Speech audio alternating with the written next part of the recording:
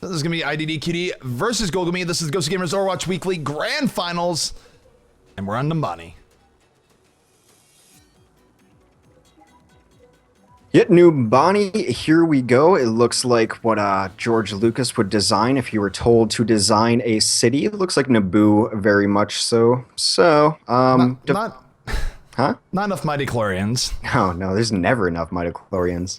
But we are going to see, actually, defensively, GoogleMe is going to start first. Adam is going to be on Zenyatta. I feel comfortable pretty much calling this composition as is. Shuanhale is going to play Reinhardt. Tech aside is going to be playing Lucio. Shore 4, sticking on Tracer. Maybe fell in love with Tracer a little last couple rounds. Reaver is going to be playing McCree. They are going to try to get that Symmetra teleporter up. Maybe Kiki is not going to be as greedy as last time. Yep, take a look at this. We do have... I don't think they're going to stick with the 6 Hanzos on offense. I feel like that's not quite as effective as the mine because there's no one to really shoot in the beginning on the Bonnie usually, right? Not really. I don't know. It does something. It does look like they are going to switch us up. And we see on the offense that IDDQD going to their more normal lineup in the bridge up on Lucio, Coco on Reinhardt, Taimu on the McCree, Chipsogen on the Zenyatta, Pluppy on the Genji, and Internet Hulk, of course, on the Winston. So out they come, and we'll see just what IDDQD has for point A. Just before we start, before anything important happens, you want to double check your mic. You're in mixed reports, buddy. It was fixed. Okay, cool. Just wanted to make sure because actually stuff that's important is happening now, and I need you to help me out here. Yep. So going on here, actually the offense being a little bit tentative here, going back a bit before deciding to go in. So I'm not quite sure what's happening with IDD. I know they have the Tracer in the back, but to cause this much disruption is something else. Yeah. Shore finally goes down, but look at all the time he bought them. Here's the thing, though. Shore will probably be back in the fight by the time they get up here again. So was it really worth it? Hard to say. Either way, they are getting onto point. They're going straight up. Pluppy takes out Technicide, and there's a little bit of a back and forth between Reaver and that. So again, both teams striking here, but IDDQD looking pretty strong. Shore 4 back in. The pick in the back. This is an absolute brawl here, X. Yeah, Technicide getting picked off first really hurts. Losing your Lucio that early, but wow, look at the cleanup from GoogleMe. They're going to hold this first point with 4 kills, 3 coming out from Shore 4, and Kai donating onto Taimu there. Yeah, Technicide, he got picked off really early in the fight, and it looked bad for him. I'm not sure what he was doing holding up here alone. Teleporter is up now, though, so that defense does its job, buys enough time to get that telly up. Sure, a little bit too aggro there, gets taken out by the McCree, but the teleporter will be up. He will be able to get back into it, so really no real loss here for the defensive end. I like what they're doing here, but here comes IDDQD, and the bridge up takes out Lucio in a Lucio v Lucio fight. Kai, though, helping clean up a bit, and here comes Sure again with the pick. Yeah, both Lucios combining. Pluppy tries to get in and pressure Adam, but he felt it, and he got that Transcendence off, saves his entire team, saves his own life, most importantly. Sure, what we saw there is that Sure and Reaver were able to combine and get a bunch of kills each, and again, it didn't really matter that Sure died early there. He was able to use the teleporter, get back into the game, and then some. So we're seeing some really nice Tracer play coming out of Sure. Yeah, and he's actually just kind of playing it like a free roll. He knows that teleporter is going to be up. He's super aggressive because even if he dies up front there, he's going to be back in the fight. So why not take that every chance you get? It doesn't matter if they kill you back there, and the delay he's causing is huge. Yep, and as long as he doesn't get picked off right away, it works really, really well. And he does have a pulse bomb here, X. He's going to stick the Winston. It's going to go off. He doesn't quite get the kill just yet, but Shuanhale going to take... That being said, we have 2 kills now for the offense. Pluppy and Coco working to try and make this happen, and they just might do it. Yeah, Shore 4 almost blinked off the cliff. He's going to get cleaned up anyway, so this is going to end up being the point capture. Pretty decent hold, though. Longer than a lot of teams would have been able to hold against GoogleMe. Or IDDQD, rather. And now they're in a decent position because they didn't try to bleed onto that point. They're in a decent position for a pretty forward hold on defense. They're in a great area here, just in general. So, taking a look at things. Reaver able to take out Chipsogen, going to stall the offense out a little bit. Really, I'd say this has been a little bit more GoogleMe favorite thus far. They did hold point A for a while, even if it wasn't a full hold. But the real test is going to be, can they stall out IDDQD as they come through the hallways here? And look at that, Sure is able to take out Chipsogen again. He has been an absolute bully to the Zenyatta this game. Yeah, that's a trade you make every single day if you can trade your Tracer for their Zenyatta. That Zenyatta unpowers their real damage dealer, really takes away some of the healing on that squad too. A really nice pick from Shore 4. And look at what this has done. The Shift4 going the backfield. The offense of IDDQD has just not moved up at all right now. Yeah, they've so had enough of dealing with the rough back times now. lines. They're just going to get super aggressive on it now. Yeah, Puppy is able to go in and take out Reaver. That is a big pick given what Reaper usually does for the defense of GoogleMe. Taimu able to take out Shift4. So the gates might be open now for IDDQD as they rush in. Transcendence has to be popped very preemptively to stop him from Dragon Blading. So yeah, that's the second time that they've had to force pop out of Adam, and Adam actually has to retreat all the way back to spawn, leaving most of his team vulnerable, and it looks like GoogleMe is going to get cleaned up pretty easily here. Adam trying to contribute from the back, but twice now Pluppy has targeted Adam specifically, forcing out that Transcendence when they've not had it later in fights. The momentum for IDDQD is definitely in their favor right now. They've gotten several good picks and sort of disrupting the momentum of what was an otherwise really nice defense coming out from GoogleMe. That being said, Shift4 is still in the back and still trying to raise some hell.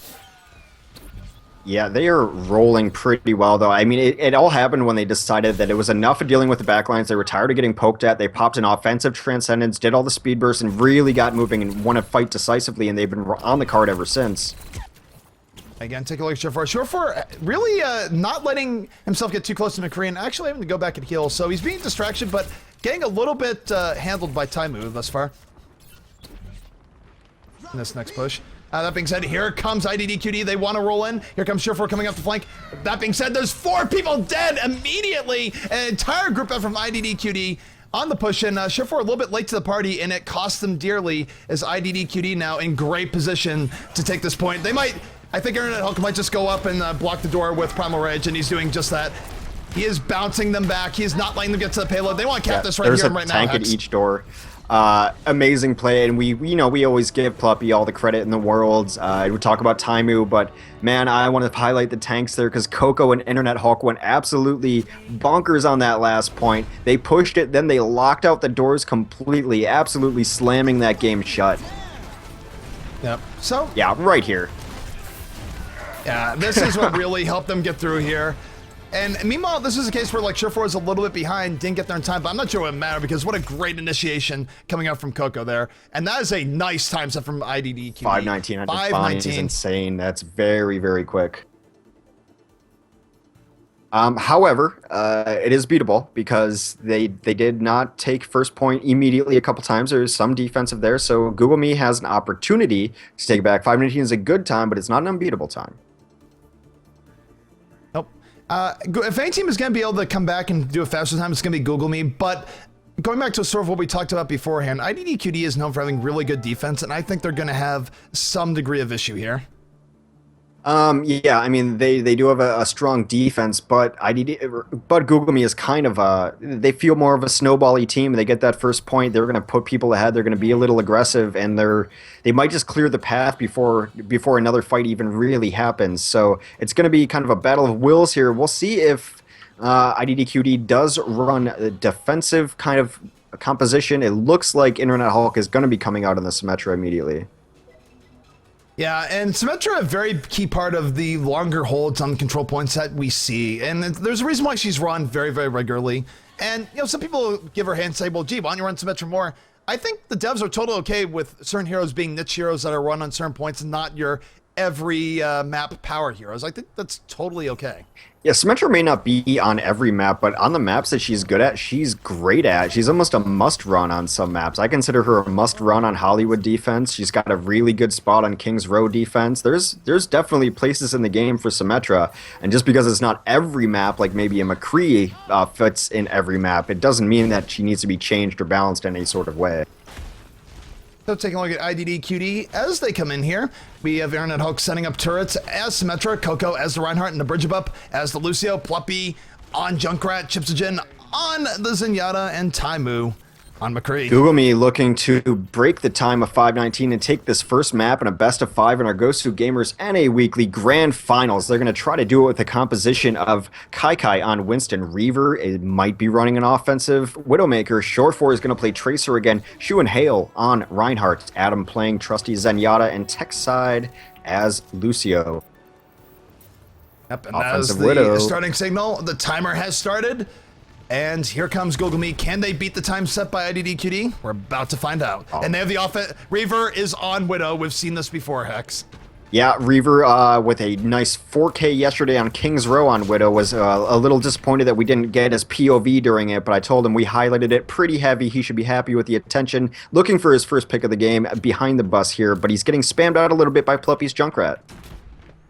Yeah, and this is one of those things where spam can be a little bit difficult to deal with for a Widow, but he's going to keep pushing forward here. He just has to be careful not to run into a trap or anything like that. Taimo and Technicide trading off kills, so both teams 5 players each.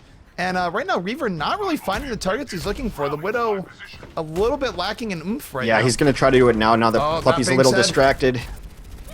Yeah, Pluppy wasn't on the beginning. He almost got the Zenyatta. I think he almost should have had him, but Pluppy able to take him out.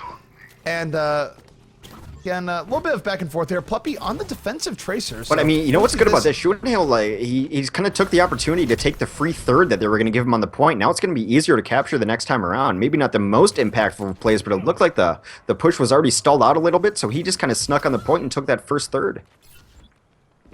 I said defensive, I meant offensive. So Shearford going in here does have Pulse Bomb, but really I feel like that was a little bit just unorganized coming up from GoogleMe. I think they were looking for some picks. The picks never happened. As a result, the offense never really got off the ground. They were waiting for, well, when these picks happen, we're going to go in and do this, but the picks never came. The picks never came. Yep. So we do see some offensive ults coming up here. Shift4 with the Pulse Bomb, Schuenhale with the Earth Shatter. Shift4 gets taken out by Taimo, though. So again, this is going to be a 5v6 as GoogleMe comes in, and this is not the ideal they're looking for at the moment. Now, Pluppy's also had his ultimate up for a while. It's not the most impactful ultimate in the game. He might be saving it for when our true fracas breaks out on the point. Never underestimate the Riptire. It even has Rip in its name. That being said, a little bit more aggressiveness coming out from GoogleMe. Pluppy, though, takes out Reaver, and no Reaver means a real lack of offensive punch for the GoogleMe side. Yeah, I know we see Short4 finally coming in on Genji to deal with that Junkrat up top. He's trying to stay up top. He does spot the teleporter, too. Kai juggling Taimo in the corner. He'll get a little bit of value. He is missing a lot of his team here, though, as he goes in, and this might not be what he's looking for. They were able to take out the teleporter, but they need to really try to figure out what's going on with this push here and get it figured out, because Short4 went in, he got a kill, he took out Pluppy, he took out the teleporter, but then he went down, and really no sustained pressure on this point so far. Well, the biggest thing that's really hurting them right now, if you look at the overall time, is that they only have 2.5 minutes for the entire map, let alone this first point. And Tipjam with the pick on Schuenhale, not helping matters at all for GoogleMe. No, it's hard to go in without your tank, especially when you're running kind of a solo tank. Roadhog not necessarily gonna... there's the Riptire! It finally comes in, takes out Adam. The Riptire making its grand appearance, X. Or Adam. You can run from the whole team, you can avoid sightlines all you want, but the tire will find you. Oh, look at the rush down with the Lucio speed boost coming out of Taimo. Taimo able to take out Reaver. And IDDQD again looking strong. And really, with 2 minutes left in the map, even if they were the cap point A right now, GoogleMe would have a very, very long uphill road, Hex. Yeah, this offense has kind of been stymied. They never had an answer to Pluppy. Even when they sent in Short4 up there to go deal with him, he did. He was able to take out a teleporter, but then he was taken out by the Symmetra. Just the pushes are looked kind of uncoordinated. I think they're expecting things to happen that aren't happening, and it's throwing off their timing. Yeah, we've seen Shift4 switch from Tracer to Genji. They want to make something happen here. We do see a defensive sound barrier coming out, though, which is really going to nullify things, and Taimo takes out Shift4. Great play coming from Taimo. He ends up dying in the end, but it doesn't even matter. Yeah, Reaver gets him. The Reaver gets a couple kills that might be the start of something. Actually, it's the end of that push, apparently. Only... Oh, Kai not only getting hit by the Junkrat balls, but also running into a trap at the end. Bad times for him. Tiptogen picking up the double towards the end. And really, I just feel like GoogleMe has not been able to find their groove at all this map, and time is not on their side. Been there. Now they're kind of bleeding in. It's looking desperate. They're looking disorganized. Schuenhale gets picked out immediately, just kind of walking up the ramp. There goes Short4. Technicide is down. I think they've kind of given up on this map. Yeah, I mean, again, the thing is, even if they were to take point A right now, I'm not even sure they can mathematically win this map anymore. I think it's out of play. No, I think, yeah, also just mentally it looks like they've given up. There was no reason for a couple of those early kills to get in there. They've kind of understood that they probably won't even get first, so they're saving their energy or something, but they're bleeding characters right now. I gotta say, Puppy was going for the Razzle Dazzler. He wanted that midair, but came close, didn't get it. Schuenhale is gonna come in, doesn't have an ult, gets knocked into the air by Pluppy and taken out. So some cool Junkrat play coming out from Pluppy. Even if they force overtime here, there's no way they can win the map with 22 seconds left. They haven't been trying for like the last 40 seconds or so. These are not plays that they make as a team. So IDDQD going to take map 1 over GoogleMe in a fairly dominant fashion, and Hex, they are looking really strong right now. Yeah, IDDQD is pretty good. Pluppy's pretty good. That intro's pretty good. Feel like Crip. You gotta feel bad for Junkrat, though. I don't know. Others' pain amuses Look, me. he wasn't feeling good after that, that's all I gotta say. Anytime there's a Metro game, I hope for the one teleporter pad killed card. The best card of all time, perhaps. If you ever see it in a pub, you're obligated to vote for one teleporter pad killed. But yeah, Pluppy just pretty much unharassed that whole game. Set his Junkrat, kind of shut down the whole main alleyway push. Didn't really peek too hard when he noticed that there was a Widowmaker. He got nothing done. Yeah, they're kind of their strategy on those maps defensively is we're going to put one person and that person's going to be solo, whether it's Soldier 76, whether it's Junkrat. They're going to hold a side or an area for us. The rest of the team do whatever you do. We're also going to run a Symmetra too, but that one person stays alive, does consistent damage regardless of the hero they're on, and that's how they win Hollywood. That's how they win Numbani. Yeah, I mean, IDDQD, I mean, the thing about them is that they're just so solid on all parts of the game. Taimu is one of the best McCrees in the game. They have just generally well-coordinated defensive play, and they've just been showing us more and more impressive things week after week. That being said, X, we are already into the next map draft. We're going to bring it up for you guys in just a second here. And this is GoogleMe versus IDDQD, map number 2 of our Overwatch weekly grand finals. And let's see if GoogleMe can bring it home for North America. They are in a hole down one map, but if any team can bring it back, Hex, it's GoogleMe. Yeah, I have complete faith in them. They played really well. Numbani, just apparently not their map, or it's just IDDQD's map for sure. IDDQD has the defense going for them, and they've shown it on several different maps throughout the last couple weeks. So IDDQD not wanting any part of King of the Hill. They take out Temple of Anubis first, just as a precautionary measure, then take out both King of the Hill maps. But Volskaya is still somehow lurking, although I think IDDQD is probably going to murder it next. That'd be my guess. The murder at Volskaya. So, Dorado or Gibraltar? I'm thinking Dorado, but I could see GoogleMe having some sort of Gibraltar strat as well. Either would not surprise me here. Yep, you're correct. And Gibraltar it is. Well, I mean, I sort of hedged my bets. I made it okay for either of the two. But Gibraltar it is. So, we'll see if GoogleMe has anything up their sleeve for it. Maybe some specific Widow play coming out from Reaver. Guess we'll see. Yeah, this map's all about the shuttle. Generally, you don't see a team hold at first point or, you know, even a team slow down that much at first point. First point usually take a team first couple minutes to get to. Generally, it's just accepted that that point is going to be taken at some point. But really, what the action starts to happen is when that first point is taken, you open up the shuttle room, and then the door shuts behind you, and it's really a matter of if you can break through that door, if you can get the momentum, can you take over the high ground, can you take the shuttle?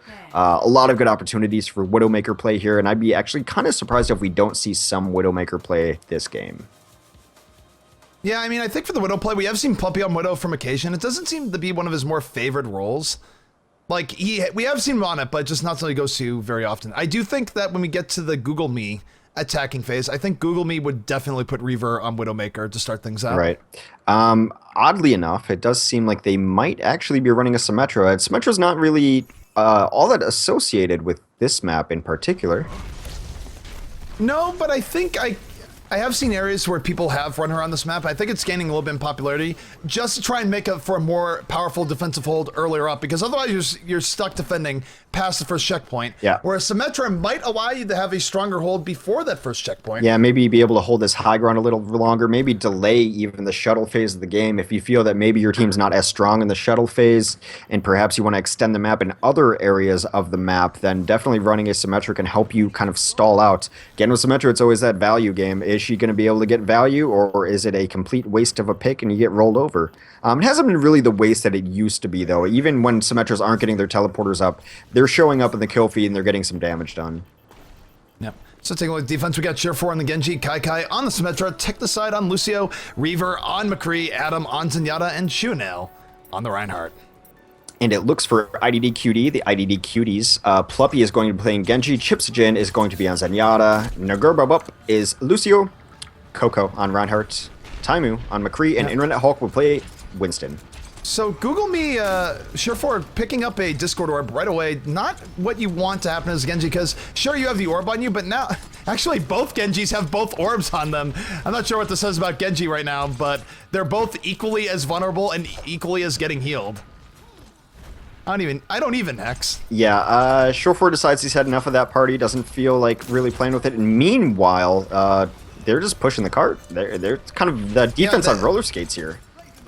Yeah, I mean, they gave up a lot, but they also didn't get any picks, so I think they're more content to just hold further back. I think if Symmetra, they'd gotten a few early picks, they might have been a little bit more aggressive, but I think they're okay with this for now. Pluppy and...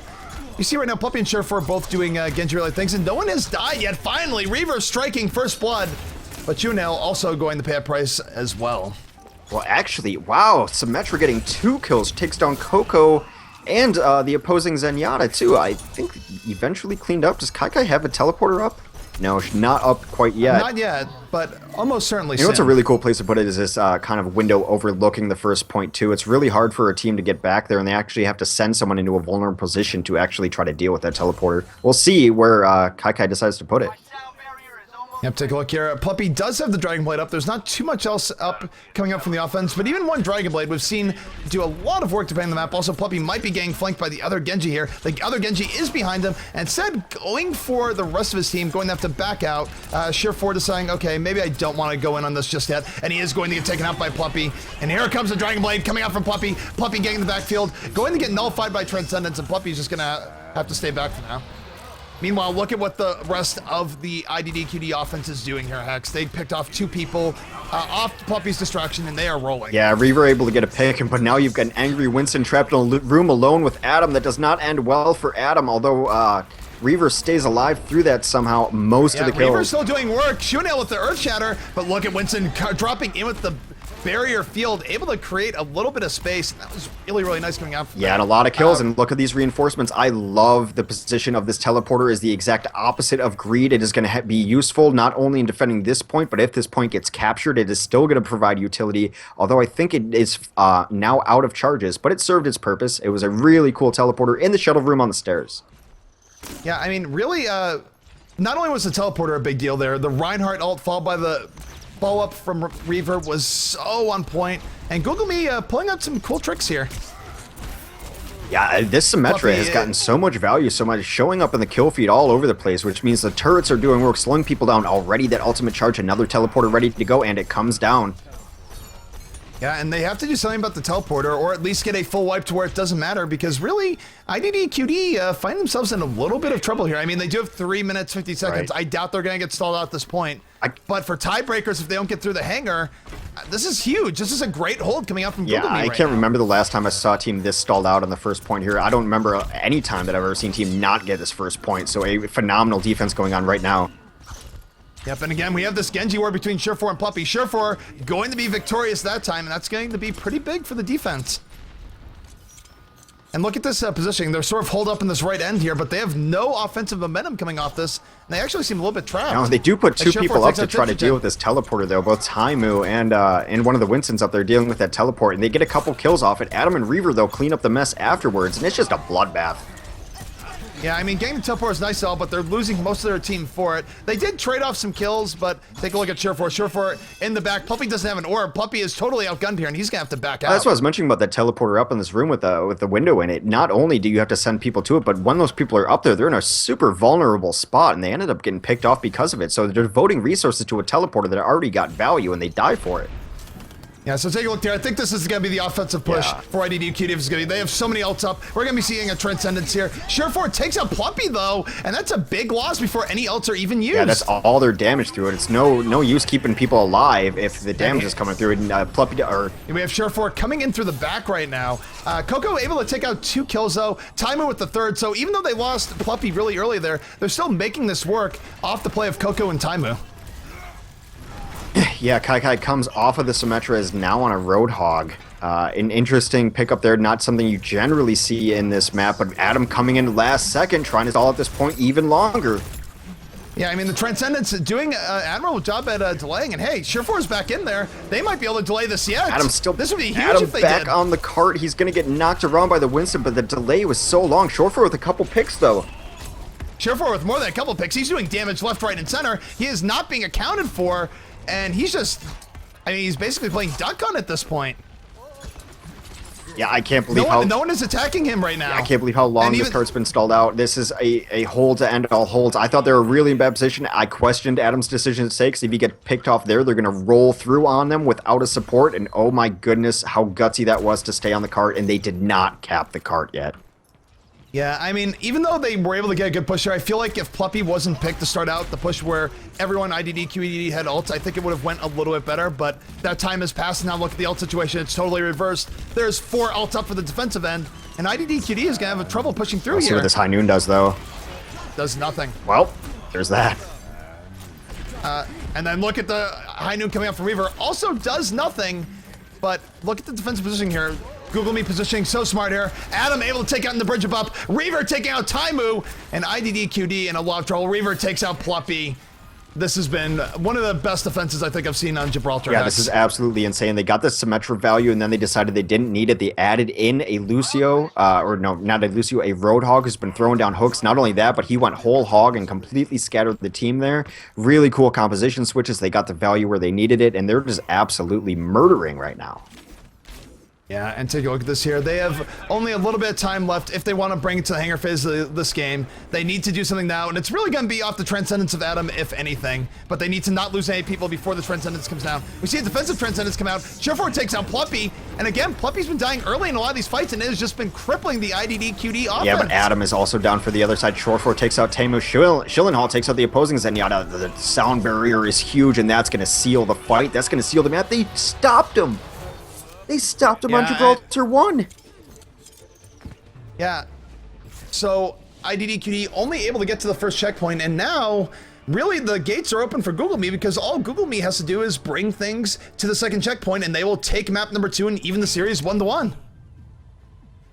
Yeah, I can't remember the last time I've seen the team not make it to shuttle phase there. Not at this high level, not in the finals.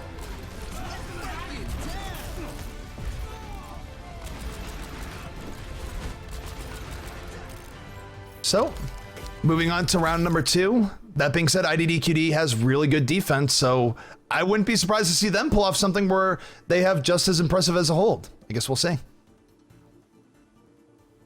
Yeah, I mean, I'm not expecting it, to be honest. I'm actually still just kind of stunned that that's how Gibraltar went. I was excited to see the battles on top of the shuttle between the Genjis, and we just never got there. Adam with some really, really smart decisions that I would not have made in a lifetime. I thought staying too long and maybe dying there really sets them far back in the next phase of the game, which I'd already conceded is happening. But Adam, heart of the champion, stays on the cart, stays everyone alive. The defensive Transcendence a couple times kept everyone alive.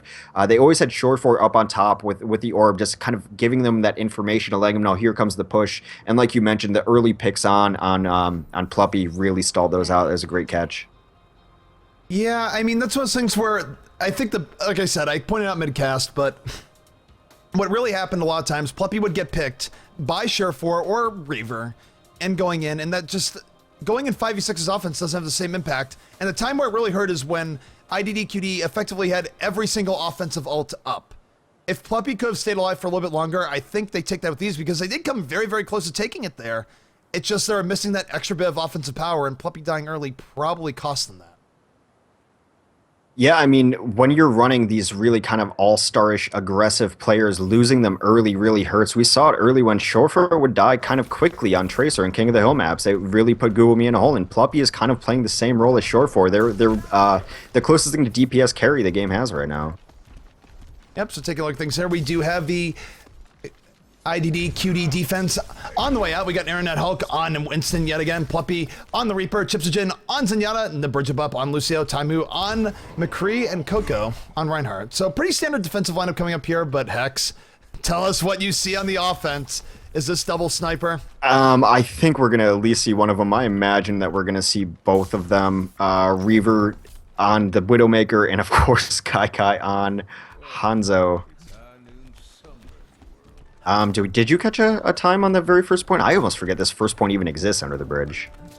I did not. So we're going to see what goes from there. Yeah. Well, if we need it, we'll look back at it, and we'll let the admins deal with it. So take a look at things. Hanzo Widow start things up. I am pretty amazed here. I don't think we've seen this on Gibraltar. And oh, Kai takes out Ploppy with the scatter arrow. Simple geometry. Yeah. Well, we talked about carries, and both of the carries went down really early. Short 4 and Ploppy both annihilated right off the bat. Yep. So Shunale, really looking good in the offense here. They're Reaver just takes down Hulk. Reaver takes down Reaver Gypsy. gets 2 picks. 2 picks from Reaver. Sure 4 in the back, and they're just rolling here to the first point. I'm pretty sure they got to the first point even faster than... I would imagine so. That was... That has to be that, but I don't think it's going to matter because look at how quick they're going. Sure 4 and Kai combining their powers, and here they go. Yeah, I'm pretty sure that's probably time, and we've got other people chiming in, but again, much like last time we had Hanzo, I'm just going to let him play. I want to see Hanzo play. Another kill on Internet Hulk. Hanzo has really been the man with the magic arrows, both in the semifinals and now here. Taimu, though, with 2 kills, gonna try and solidify this a little bit, but look at all the speed that GoogleMe has come in here, Hex. This is amazing. Yeah, another kill on Ploppy, another kill on Lucio. Kai bringing Hanzo to the meta. Reaver with a kill on Taimu. What is another this game? scatter arrow. I don't know what this game is. Look at it. He's just meleeing the... He gets the pick on Reinhardt. He gets the pick on Zenyatta. What is this game? GG. All right, then. So GoogleMe very decisively taking Watchpoint Gibraltar. The series is now even 1-1. Wow.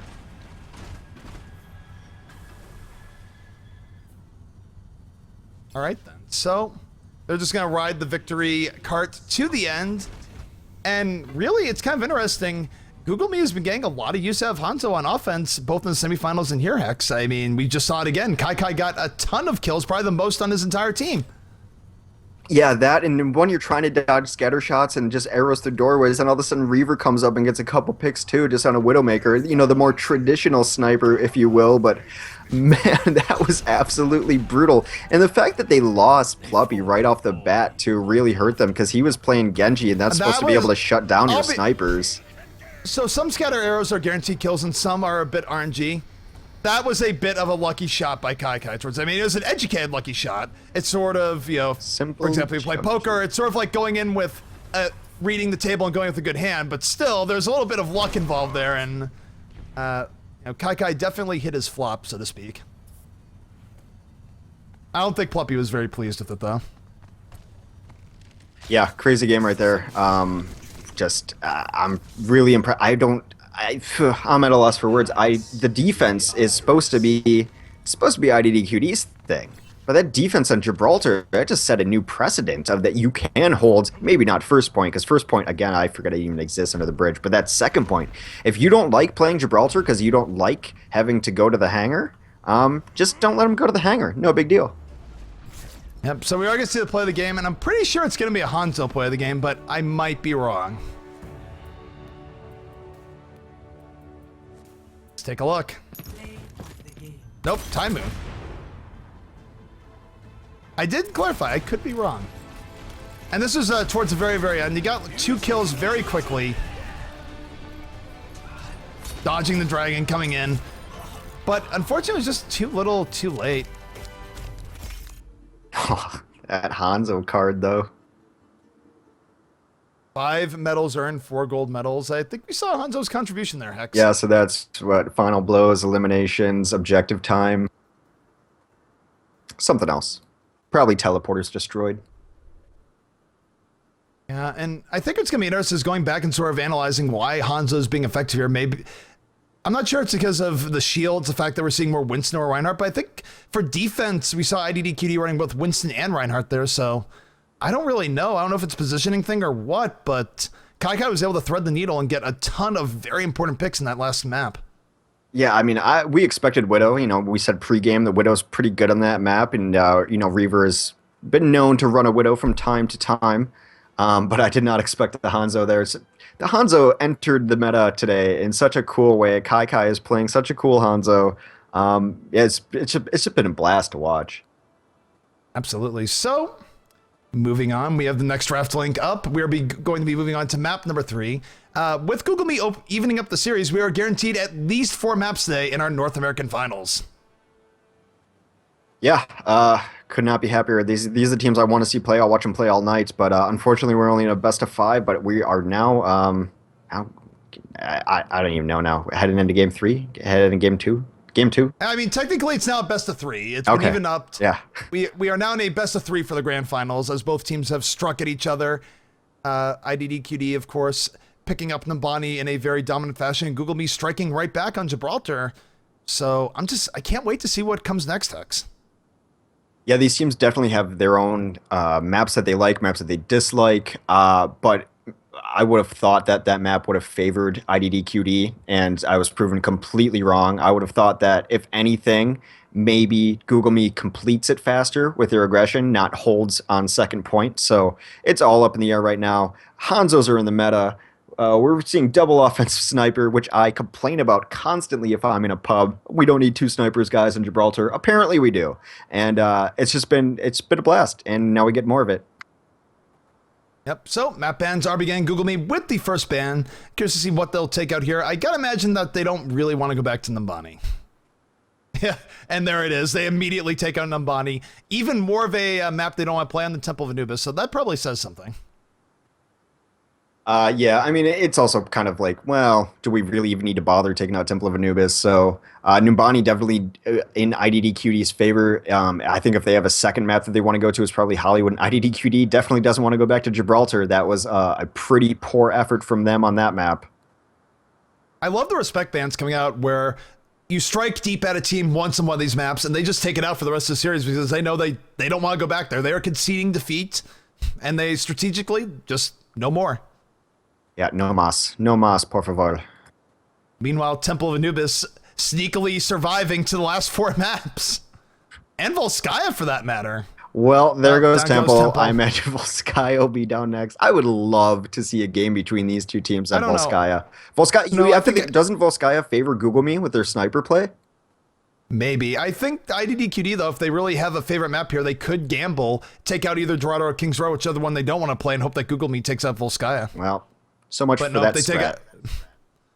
Yeah, again, IDDQD flinching. I do love that game of chicken, though, in terms of trying to decide the map, because you do leave open the possibility that the other team could put you on Volskaya. It is one of the things we've toyed with now that we have a little bit of a second. No, we're going to Dorado. One of the things we've toyed with the map pool, the map bans, etc. Everything we're looking for your feedback with is like, maybe we should just take out the control points from the map pool. Maybe that would speed things up a little bit. And we had some good ideas about that. We had some bad ideas about that. We had good ideas about everything and bad ideas about everything. So what we're really looking for is for you to help us out. Go over to GosuGamers.net/Overwatch. We've got polls up there. Join the forums. If you have anything specific you want to shout at me, I'm easy to find. If there's an Overwatch tournament going on, I'm either casting it or I'm in the Twitch channel. You can find me on Twitter if you want to send me a message or anything to relay to our team. But we're really trying to focus on what we can do better in tournaments, specifically on the drafts, how you guys want to see it. Please give us your feedback so we can make the changes and make the proper changes to this GosuGamers NA Weekly. We're going into the grand finals, sponsored by Rocket, DX Racer, and Matcherino.com. They're the people providing the $360 prize pool that make this all happen, and we are happy to be here with you today, and thank you so much for watching. Let's go to Dorado and shoot some piñatas. Yep. Both teams, or one of the teams had to take an AFK real quick, so we'll be getting in very shortly. Oh, I could have gone Dorado. longer, man. I had a whole nother thing. You could have sold out even harder than you Hey, it's not selling out, it's buying in. I wish you could see the face I just made. But. I'll check the VODs. So we're just waiting for this to get started. This is Dorado, and it's got weird. Like, after the first 2 payload maps, I really don't know who to favor here. I'm at a loss. I could see either team taking this map. Yeah, and we've always mentioned it too. It's like, well, people are fine with Dorado. Everyone kind of likes it. Everyone kind of dislikes it. It's not really a team. It's not a map that I associate with one particular team. Maybe early on, I thought that that mix-up, or not Enigma, was pretty good on Dorado. It's a map I associated with them. But since they are no longer in existence, it's kind of up for anyone. It's kind of a middle-of-the-road map. Offense and defense both have a decent chance on it. And yeah, I have no idea what's going to happen between these two teams. It's just been absolutely unpredictable today. has been very unpredictable. So both teams, the series is even 1-1. We are entering game number 3, and we are on Dorado. So GoogleMe is going to be on the defense first this time, and we'll see if there's any wrinkles or otherwise. But it does seem like Kai is going to be repping the Symmetra again. So no real surprise there. I mean, we see Symmetra on this map just because if you look at where the spawn point is, it is a long run to get to the first point from the defender spawn. Yeah, this is the map that really made me think of the term overwalk, because if you die early on in Dorado without a teleporter, it is one of the longest walks in the game. The defensive spawn is so far back that running a Symmetra on this map is almost mandatory. Symmetra or Mercy, they do essentially the same thing if you break it down and really think of it, but Symmetra can be a little more useful overall unless you're running a pretty strong defensive DPS composition in which you want a damage boost to, which we saw earlier in the tournament today. Yep. Well, look at the full defensive lineup coming out from GoogleMe. We got Adam on the Zenyatta, Shuanyel on the Reinhardt, Reaver on McCree, Kai on the Symmetra, Surefour on the Genji, and Technicide on the Lucio. So we're going to get a little bit of Genyatta gameplay coming out from Surefour here. That Genyatta is, you know, definitely the staple of their team. It's something that if I were trying to beat GoogleMe, I would be really trying to rack my brain and figure out how I'm going to counter it effectively. Well, they're going to be running a Genyatta of their own on the offense side coming up from IDDQD. And Taimu's done a pretty good job versus things as well. So we'll just see how things unfold here as the teams start to meet up. Here we go, Hex. Yeah, they're holding up in this really interesting spot here, just kind of holding first point, never conceding. Yeah. Surefour just assassinating Chipsogen in cold blood. That just looked absolutely brutal. And IDDQD going to get pushed back here very quickly by GoogleMe. Super aggressive. They got a couple kills and they could have just hung out on the roof and you know, been happy with those couple kills, but they chased that hard and just brutalized the whole team. So I'm pretty sure Chipsogen got shot by something. But the way it looked from the first-person view is that literally Surefour just walked up in melee, just in the back, done. It was just beautiful. Yeah, so now it's complete reset. A minute has gone by. No one with really any changes right now, and it's like we're starting the map all over again. Yep, we do have Puppy in on Surefour now. Puppy, though, has to be careful. You don't want to underestimate Symmetra damage up close. It can go very badly. Taimu does take out Kai, and now things looking a little bit better for IDDQD as they move in. Taimu with the second pick. And Taimu really acting as the muscle for IDDQD as they push in here on Dorado. Did that teleporter get up anywhere? No, it just came out now. Kai just got the ult charge. Okay, it's going to be interesting if they can, if they can hold far enough forward or anywhere that that teleporter is going to be useful. It's going to be really hard. The cart's already pretty far back. Yeah, I mean, they need to get here now. The teleport's coming down, but most of the other members of GoogleMe had committed to the walk back. Kai gets taken out, and they're moving forward very quickly. They're going to get the cap here any second. Yeah, very quick cap. So nice stuff coming out. Dominating. And the response to this is more Hanzo. Are things going bad? Better pull out Hanzo. And really, it's worked every time thus far. But look at how far up Taimu is. Taimu picks up Technicide as well. And this is some really nice aggressive pressure coming out from IDDQD.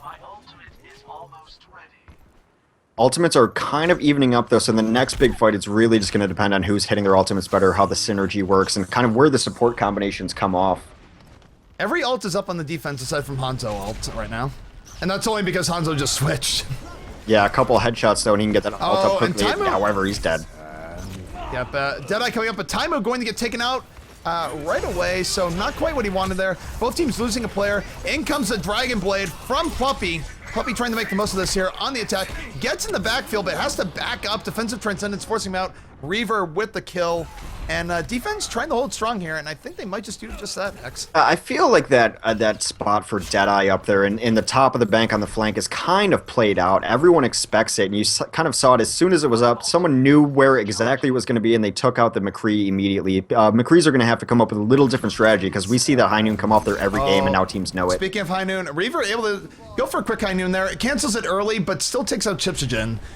Pretty worthwhile. And yeah, I mean, that High Noon spot is played out, and yet on the same note, if people are distracted, it still works. I think the problem is that there wasn't enough of a distraction for Taimu as he went in for it. Yeah.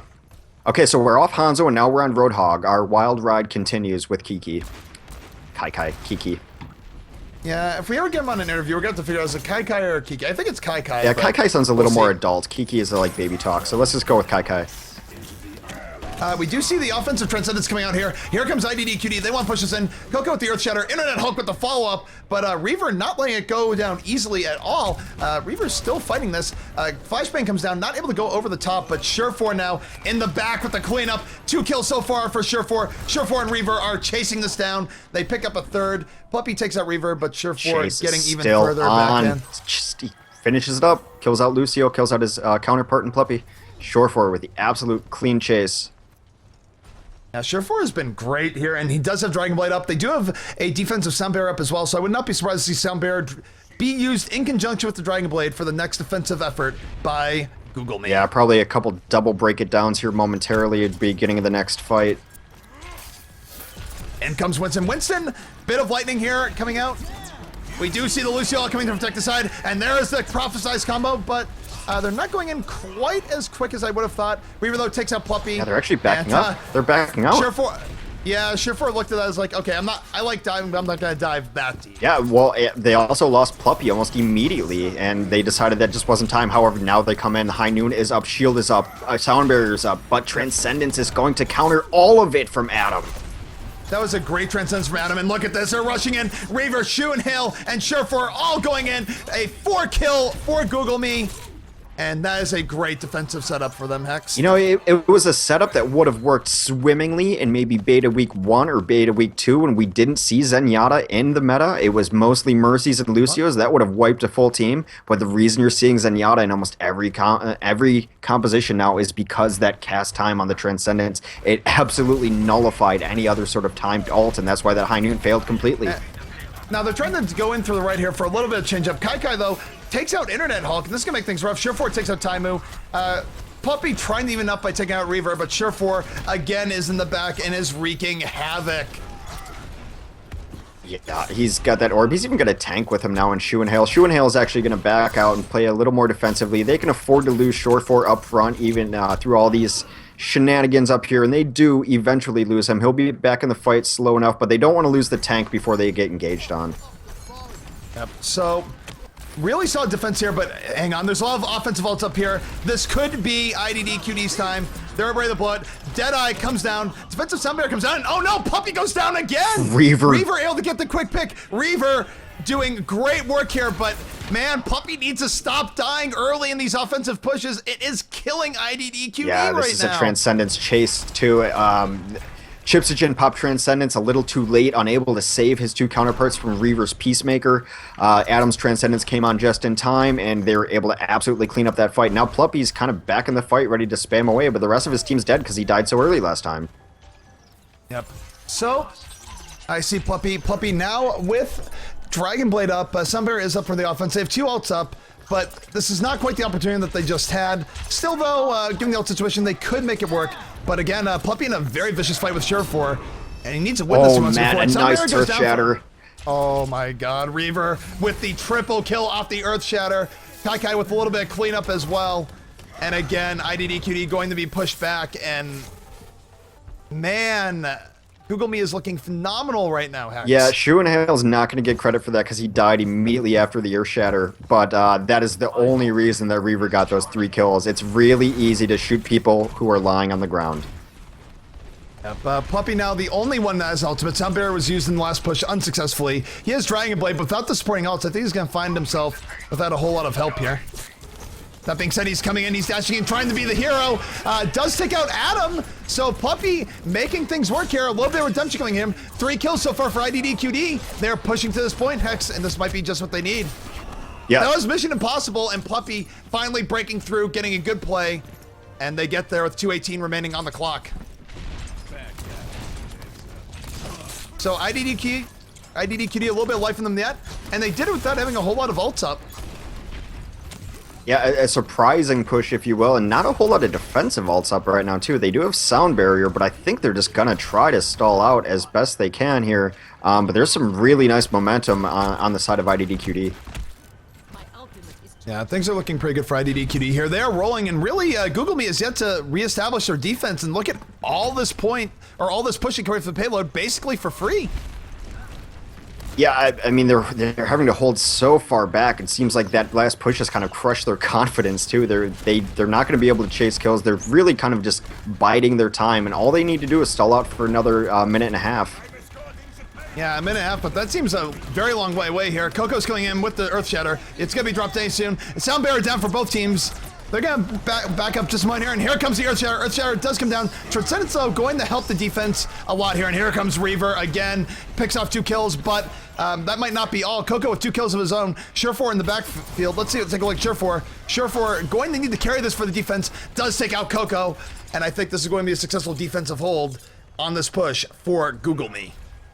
Yeah, an impressive hold there. Now, we do see kind of a switch-up, actually, on offense. Internet Hawk is off of his Winston. We actually saw him yesterday have some problems on Winston attacking this last, being a little too aggressive and dying for nothing. Now, instead, he's taken a Zarya on the off-tank, and he's got the ultimate up. A huge setup for both Pluppy and Taimu. Yep, here comes IDDQD. They're looking very organized to come in. The Graviton Surge is out. Internet Hulk not on Winston. And Pluppy with 2 kills already. Surefour, though, trying to even things out. Still in the back, still slicing and dicing, and he might do just that. But Taimu comes in from the back. This is all sorts of brawly hex. Both teams fighting for their lives here. And it's looking good for IDDQD for a moment, but the spawns are coming in for GoogleMe. And GoogleMe might just be taking this hex. Yeah, I mean, just a phenomenal hold right there. Adam still has his Transcendence up too. He could pop it right now just to prevent anything from coming in on them. Wait, hang on. It's not over yet. As Mercer say, the battle's not over. Here comes IDDQD for our last-ditch push, but Reaver and Surefour cleaning people up here. They don't want this to go to any longer of an overtime than it has to be. Shuanyil crunching as Reinhardt in the very last part, and now only 1 left on the payload. Single This Puppy is on the cart. Single Pluppy. Pluppy with the deflect, though. Picks off Reaver at the very end. A little bit of razzle-dazzle for Pluppy at the end, but GoogleMe with the successful hold at the end. Good stuff coming up from them. Good hold at the end, and really good job from IDDQD to sort of bring it back after getting stalled out for so long. I mean, there was so many points in that map where I just thought they weren't going any further. It's just been a really impressive defense from GoogleMe. Definitely.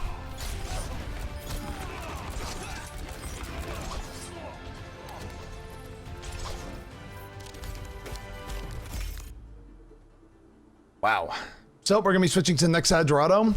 The time left as IDDQD capped the second to last point was 2:18 on the clock. So if GoogleMe is able to cap that with a better time, they will automatically win and they will not have to cap the final point. Yeah, and I think I'm betting that they can, because that was a really strong defense for Dorado. They just stalled him out time after time. Just some really good play by the tanks and Adam in support. Popping that Transcendence saved his team, and the Transcendence happened to be a little bit late from Chipsogen a couple times too. So support play really shining, tank play shining again. And yeah, Pluppy died too early in a lot of those fights. It was rough. Prepare to attack.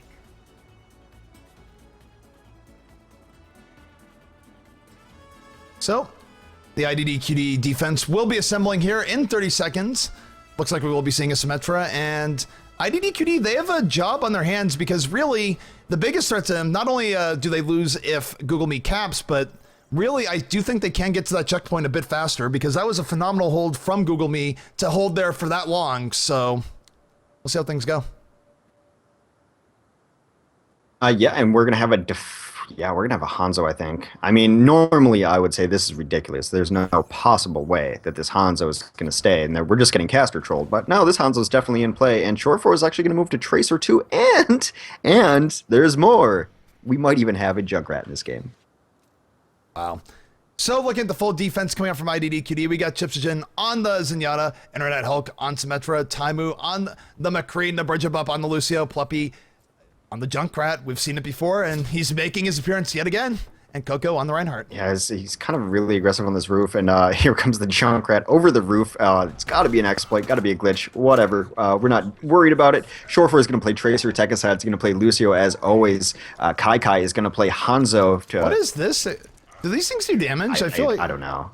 It looks pretty. Adam, of course, is going to be playing Zenyatta. Reaver is going to be on McCree, Shuanhale on Reinhardt. So a non-standard meta composition, but a pretty standard GoogleMe composition. And Surefour even getting off Tracer, going back to Genji. Yep. So Here we go. This is now GoogleMe's chance. They have put themselves in a really good position from their good defensive round. Let's see if they can capitalize on the attack. And I'm just looking at the Hanzo, man. I mean, Hanzo has been the one to watch in this, but Puppy takes out Shuanale very quickly. And Shortfor, he was sitting up there trying to deflect him, but when they're coming in like that, he just eventually died to just the overwhelming amount of bombs. And IDDQD sort of make a statement here saying, okay, you guys think you can play defense? We're going to show you some defense, and they stop them right at their spawn. I mean, it's down to even just how aggressively placed these Symmetra turrets are. They're at the very first arch, just 5 feet in front of the cart. You almost never see a Symmetra put anything up here. Yeah, I think there's just symptomatic the fact that IDDQD knows that they need to put on the defensive defenses if they want to win this map. Pluppy with his ultimate up. One of the big things about Junkrat that's really nice is because of all the damage he puts out, his ultimate charges really well. Now, granted, it's not the most game-changing ultimate in the entire game. It needs to be used very specifically, and even then, sometimes doesn't work. Puppy just took out Reaver. That's a big pick coming out from Junkrat, and he's going to get away from the Genji that's sort of chasing him down. So, nice defense so far, but Kai gets a pick on Chipsogen. Hanzo starting to do a little bit of work. Scatter Arrow working its magic. Taimu, though, being a force here, getting in. Pluppy and Taimu again combined for 2 more kills, and Kai in some deep trouble here, and he's gonna get punched in the face. It is a tough set to be a Zenyatta in this game. They're both top priorities. They're both definitely being the #1 target from each team, and they are dying left and right. And these are both really good Zenyatas that we don't see die often. It's not that they're dying because they're out of position. They are being hunted down. Let me say this. Did IDDQD just level up in the last set? Because they just seem so much more dominant starting this out. Well, I mean, they definitely have a better strategy for this very, very first point. They weren't holding exactly in the same spot that GoogleMe was, so we'll see as the map progresses if they've leveled up or if they just have a better strat for that one part of the map. Yep, Surefour is able to take out the teleporter, so a little bit of a ray of hope coming out for GoogleMe as they try and get through here, because their early offense has not been as good as they would have liked. So defensive sound barrier is out, which is going to stymie Surefour here, as this sort of has to hold his Dragon Blade swipes for a little bit. Gets stunned by Taimu. Will he be able to get in? No, he gets taken out by Pluppy in the back. And with Surefour down, this is going to hurt the offense of GoogleMe as they try and get through here, Hex. Yeah, the only one down is actually Chipsogen for the defense, which hurts, but it's not too bad. Taimu actually does clean up the Reinhardt on the other end, too. So I think we're going to have to see composition changes, and we do. Kai comes in on Winston instead. I think they feel they don't have enough initiation and staying power in these fights. Well, Shortfor is also back on Tracer. Yeah, interesting switch-ups in general here. So Surefour deciding to ditch the Genji, going to Tracer. Kai and the Winston, so they're going a little bit more traditional. No more Hanzo or anything like that, and really, both teams posturing here, and I love the IDDQD defense. They just need to hold strong for another push or two here, and they might even hold on the first point. Did that teleporter ever come up? Surefour with a pick on that teleporter pad, actually, as it came up. Yeah, and we see Surefour doing work in the back, but oh god, he gets crunched by the Symmetra Orb. It killed him and Kai. A super ambitious High Noon gets shut down immediately by Reaver, and they are struggling to figure out what composition they can use here to break in. Surefour is still on Tracer. I'm not certain about it. Kai actually switched to Roadhog. Can I just point out that Symmetra Orb got not 1, but 2 kills? It's pretty strong. Unblockable, unshieldable. One of the only projectiles in the game with those attributes.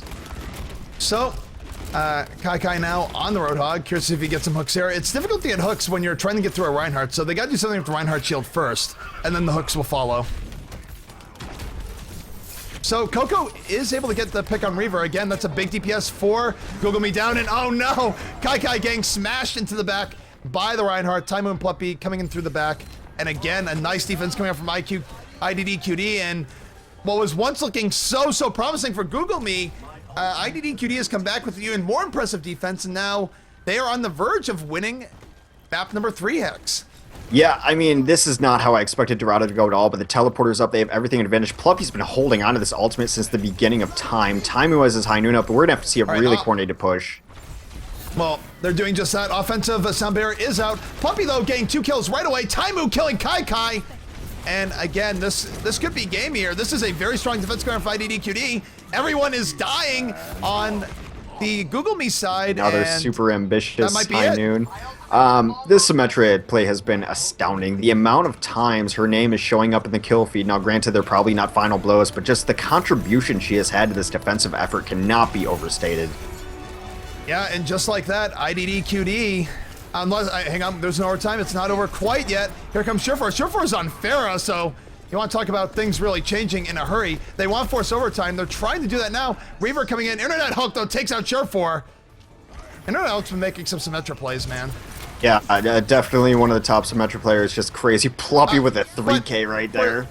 Oh, and here comes the Riptire. Finally, the Riptire is out. It is going. Wait, he hid behind the corner. He took out the Symmetra, the Zenyatta at the end for good measure. GG. And wow, I was not expecting this. I was not prepared. And are we going to get Symmetra play the game? Is the dream alive? It's very, very possible. Nope. Ploppy stealing the show. Yeah, of course. He can't stand like 10 seconds out of the spotlight. Old Plupster. Yeah, this is the 3K at the end.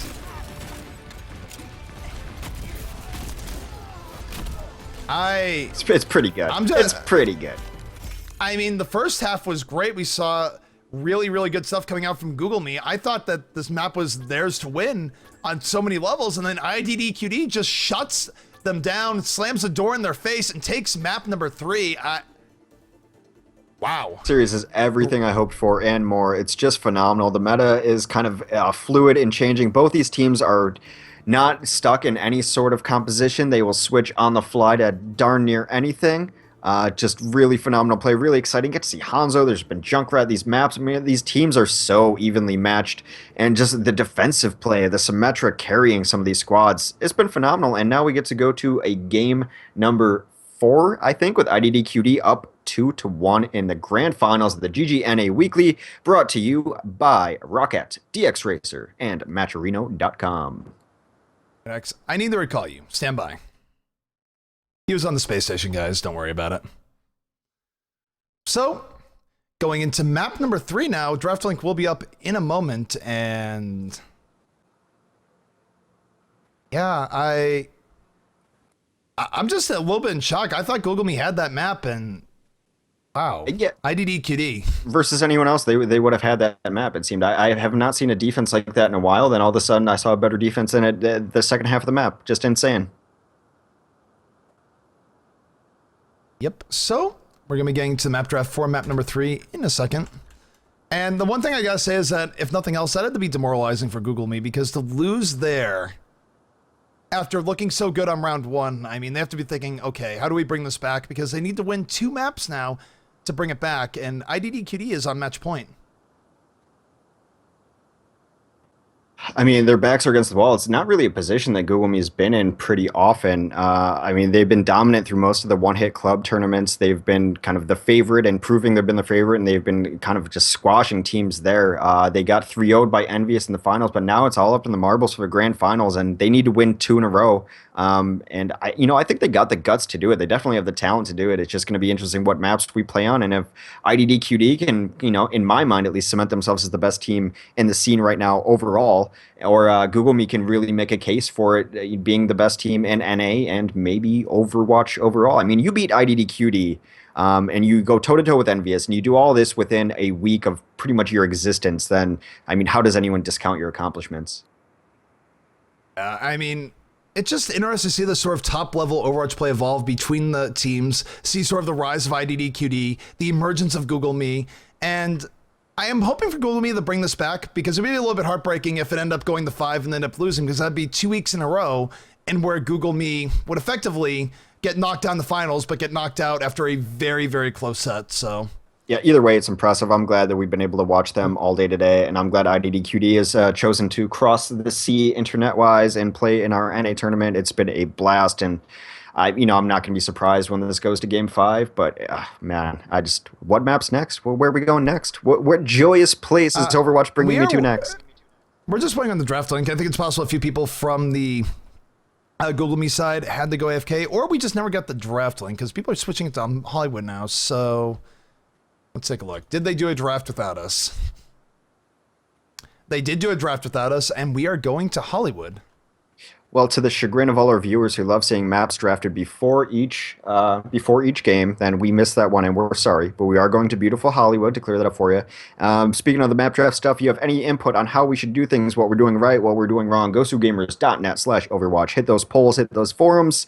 Yeah, there's ways to contact us. Our admins are in chat all the time. They're a great admin and coverage team. So hit those guys up with any questions. They'll send you links of where to talk, and we'll take all your stuff into consideration, and we'll make GG weeklies better, bigger, brighter. Thanks to our sponsors, Rocket DX Racer and Matcherino.com.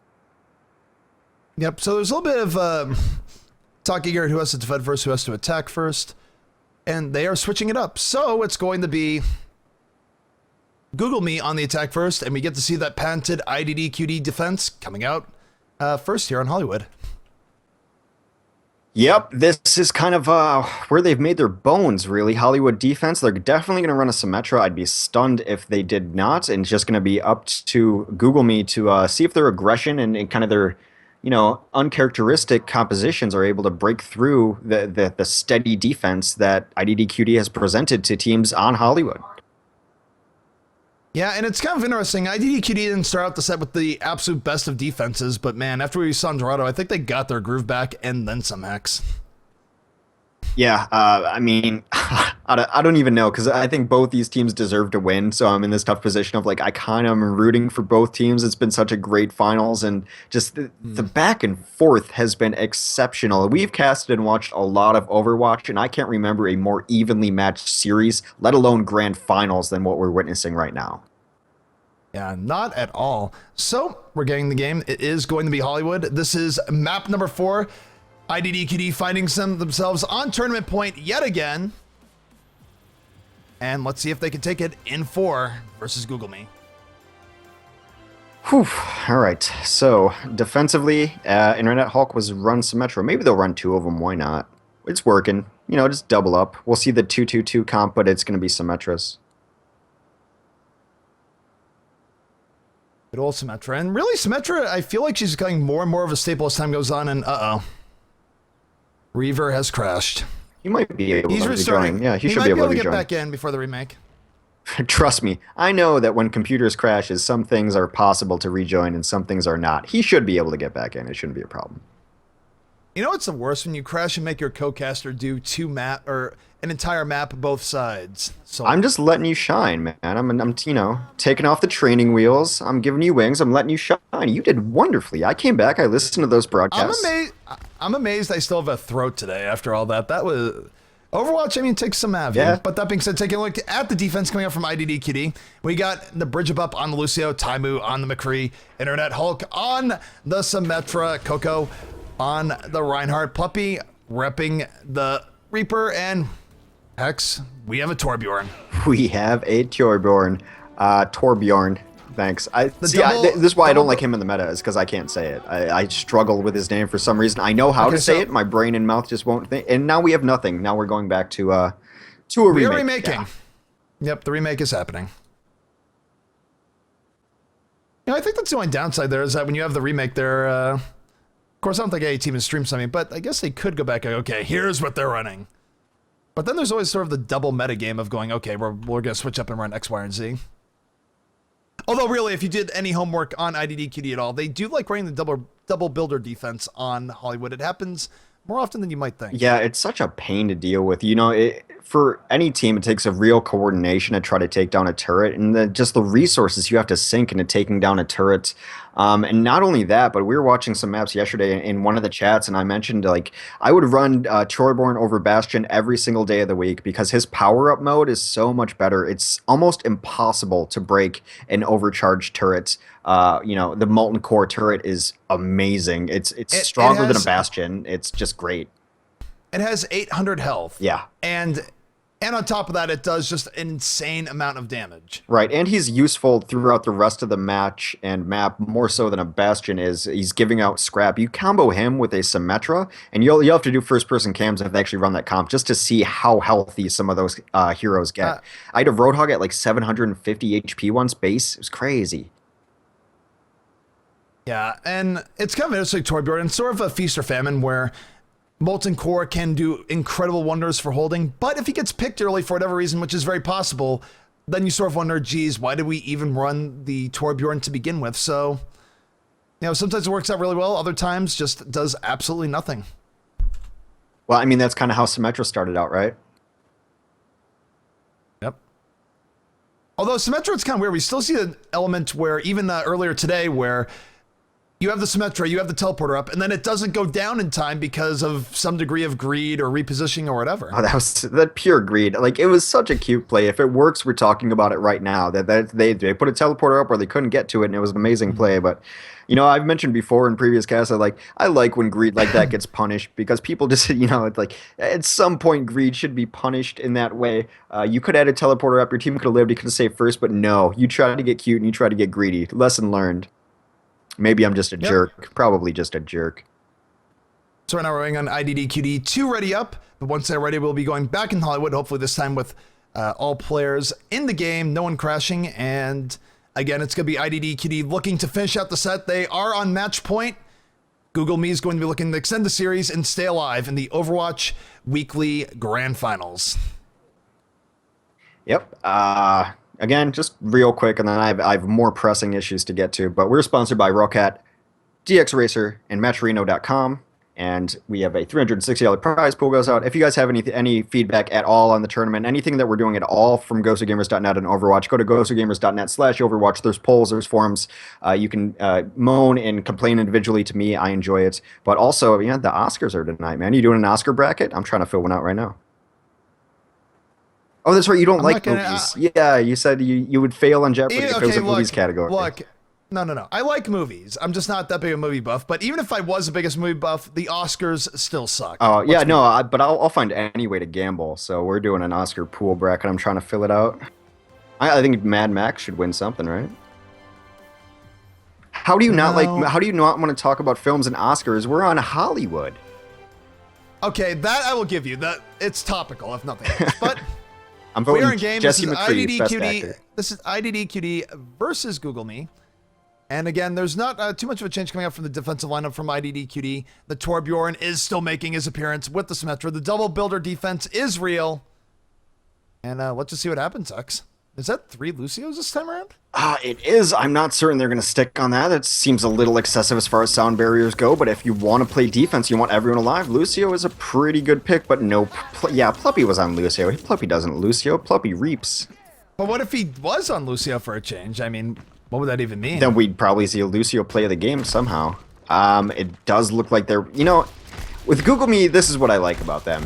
That any other team, I'd be like, nah, they're just screwing around, they're trolling the casters, whatever. I'll wait till it gets closer. I feel pretty confident this is going to be pretty close to the offense they're going to roll out. It looks like, well, now he's definitely trolling me. Looks like Kaikai's going to play Hanzo. Adam is definitely going to be on Zenyatta. Can we have a moment of silence for all the railings that Reaper just utterly destroyed? Yeah, you kind of have to clear the railings on this map. I definitely do if I'm playing like Soldier 76 up here. The big problem is the tables don't fall over. You can knock over the chairs, though.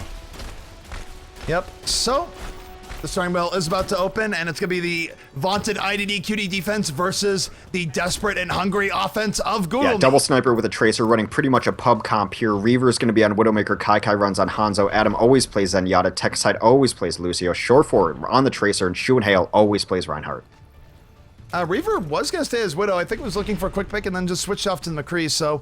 You're seeing that a lot more. People look for the quick Widow pick, and then if they don't see anything, they'll just switch off. And I actually really like Hanzo here as a counter to Torbjorn. If he gets him up and they can spot the turret, he can actually take it out through the wall and let his team roll in off the Dragon Arrow.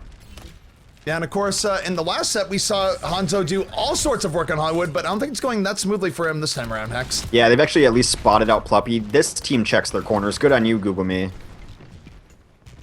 GoogleMe is coming through. Pluppy having the run for his life. Surefor, though, getting the early pick on the Torbjorn. I believe the turret is still up, yeah, but... it's going to make the turret a lot easier to take down, and Technoside actually does take it down. They have really good positioning up top here. Surefor sees the teleporter. He knows where it is. But he's getting poked out by the McCree and others, but take a look what's happening on the point. Adam and Chunel are getting in here. Adam with another kill. And this is looking not the worst. They have to be a little careful here. This turret is doing a ton of work because it came through the teleporter. They didn't know it was going to be back up, and it is plunking away, getting kill after kill. Yeah, and Reaver just got taken out a moment ago. Chunel, again, it's very scrappy. Both teams are trading off kills, but look at Pluppy. Pluppy getting very deep in. Gets taken out by Adam, though. And both teams really fighting out of the point. A real brawler. Not even clear who's going to win at this point. No, it's been pretty back and forth. It should be easier now for GoogleMe to take this point with the teleporter gone. They have everyone up. The pulse bomb comes down. The pulse bomb. Great pulse bomb from Sure4 and GoogleMe now solidifying on top of the point, but man, IDDQD did not make it easy on them in the end, but this is still a pretty good time for the first point. Very solid. I hope you got the ragdoll of that. I actually didn't see that big a ragdoll. That's one of those things where it's system specific, so sometimes you see it, sometimes you don't. Okay, my potato had this awesome ragdoll of Torbjorn getting launched in the air. That's what the pulse bomb's best for, in my opinion, making cool ragdolls. I mean, it's a bomb attached to your back, it's gonna send you somewhere. So, a pretty fast time with 6:06 remaining there, and let's just see where GoogleMe can bring this. Yeah, most of the alts are on the offensive side, you know, especially that dragon alt that can go through buildings. Both the McCree's down. Some sort of battle happened. We're still seeing Kai do some work on Hanzo. He's getting taken out by the Winston Aura, and both seem sort of kills going down on both sides and sort of stalling on the point here, which does favor the defense a bit. Yeah, we're not going to see Hanzo get changed off of at least until this ultimate is used, though. And also, both the support ultimates for offense are up, and that is a stark difference between the defense who has no support ultimates up. It's really a nice window for them. Yeah, and we were just taking out Chiptogen, so there's not going to be any defensive transcendence anytime soon. Puppy has the Death Blossom, but clearly he's thinking, wow, do I really want to go for this? Offensive Sound Barrier is down, and Puppy's certainly going to wait before going in for the Death Blossom. Yeah, Shortforce trying to take out Puppy up top, actually. He's putting him really out of position. The cart continues to move through these alleyways, though, too, and almost no ults have been expended. The preemptive Sound Barrier was great, and now they haven't even had to use it, really. Yeah, again, we have pickoffs going back and forth here. Coco does have Earth Shatter. It is going to come down, but he is getting hit by the dragon, almost dies to it. And here comes the Shadow Blade coming from the back. Yeah, Chipsogen had to pop Transcendence there to save everyone from the dragon. Adam counters with his own Transcendence just to solidify this point, and a pretty quick capture. That is a very fast stage 2. Yeah, that was about like 6:22 remaining, or thereabouts, for GoogleMe. Honestly, Hollywood might be GoogleMe's map. They looked really good in the previous set, and they're looking great now, Hex. Which is stunning, because IDDQD has shut teams down on this map before. Yep, so, see Reaver on top of the point. Reaver, of course, has been doing all sorts of work as McCree this entire set, but let's not underrate what the Hanzo's been doing. The Hanzo getting picks this game, and really, Kai very comfortable with him on Hollywood. Yeah, no longer a niche hero. He's been run the entire game, which is a new time frame for Hanzo. He's usually in and out pretty quickly. Oh, Puppy coming in off the Winston leap. 2 kills from Death Blossom. And just like that, that is one way of stalling out an offensive push.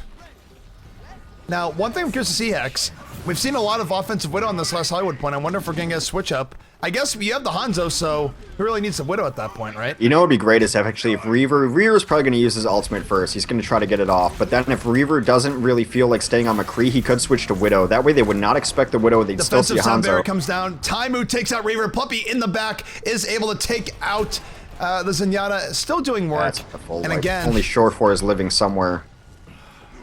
Living somewhere, but probably not too happy to be up there alone. Now he's just going to follow like this team, do a little poke damage, and they're going to reset completely. The only ultimates up are Earth Shatter and High Noon. They combo very well together, but of course very difficult to do. Short4 now gets his ultimate up as well. And take a look at this, we do. Sure4 coming back up. Ultimate's looking a little bit better for the offense than the defense here. But they do need to make this count as they go in. They still have plenty of time, but don't want to waste too much. Yeah, kind of scattered. This Transcendence comes out, but yeah, there's not too many people that's sitting in Internet Hulk and Taimu able to pick off some stragglers. Sure4 coming out the Dragon Blade, but gets absolutely nothing. And IDDQD is going to have another good defensive hold. Yeah, GoogleMe looked like they absolutely fell apart in that last push. That is the most scattered I've seen them in a long time, and now they're even getting killed back at their spawn. They were all over the place. Adam transcended, and it's usually fine, but there was no one getting healed by it. It was an absolute mess of a push by GoogleMe there. Yeah, take a look at GoogleMe, though. They've gotten a lot of ults at this point, so they have Dragon Strike, they have Earth Shatter, they have Dead. I mean, they have pretty much everything. I think they're gonna come in off the Sound Barrier any second now. Yeah, that is what they have an advantage, is that Sound Barrier. Oh my god. Down comes the Earth Shatter. They kind of have a... Oh no. They didn't use the ults in time. The Earth Shatter is gonna set them up. Time with the double kill off that. And a little bit too tentative coming out from GoogleMe, and as a result, they're going to get wiped out here and not get a chance to use any of those ults. Yeah, it's pretty rough right there. The Earth Shatter was great to clean up again by McCree. Those targets lying on the ground, and the charge in, a quick 4K and a complete reset. However, the ultimates are in favor of the offense now. We should see an offensive Sound Barrier too. They might be waiting for Adam to actually charge his Transcendence. Here comes the Dragon Strike. Dragon Strike is out. Sound Bear is out. Here they all come. Reinhardt, the nice charge in. Doesn't do enough, though. Kai takes out the Lucio. Grabs Reinhardt as well, but it's really getting very, very scrappy here. Both teams losing people. You gotta think this is not the worst for the defense, given all the ultimates that were expended on the offensive side. 3 deaths on both sides. Pluppy actually cleaning up too. Kai with a couple kills, but this for all practical purposes, this push is halted. And again, GoogleMe, they were going so well in the beginning, and now they've just sort of met their match in this last stretch of Hollywood. At this point, I think they have to switch up on something. Like you mentioned, an offensive Widowmaker might be nice here, but Kai comes off of the Hanzo. He's actually going to go on to Winston now. He might be making room for Reaver to go Widowmaker here. It's a possibility. Right. But no, Reaver going to stay on the McCree. Doesn't want to give up the Deadeye, but Surefour and Technicide are down here, so... Again, they sort of have to back up and regroup. Oh no, another 2 goes down. Down goes Shoenail and Technicide, so... They're pushed back so far right now. This has to be just morally painful. But hang on, there might have been an overpush by defense. 2 just got picked off. Taimu and going down. So here comes the offense, and this might be the opportunity they need. Yeah, Transcendence is up, Earthshatter is up, and High Noon is up. Those are 3 that work really well together. The Transcendence is actually forced out, and it keeps everyone alive. Big, great Transcendence from Adam. Negates that Death Blossom by Pluppy. Defensive Sound Barrier comes down. Reinhardt charges in off that. Sound Barrier and Reinhardt charge is being used really effectively together today. Taimu with the pickoff of his own.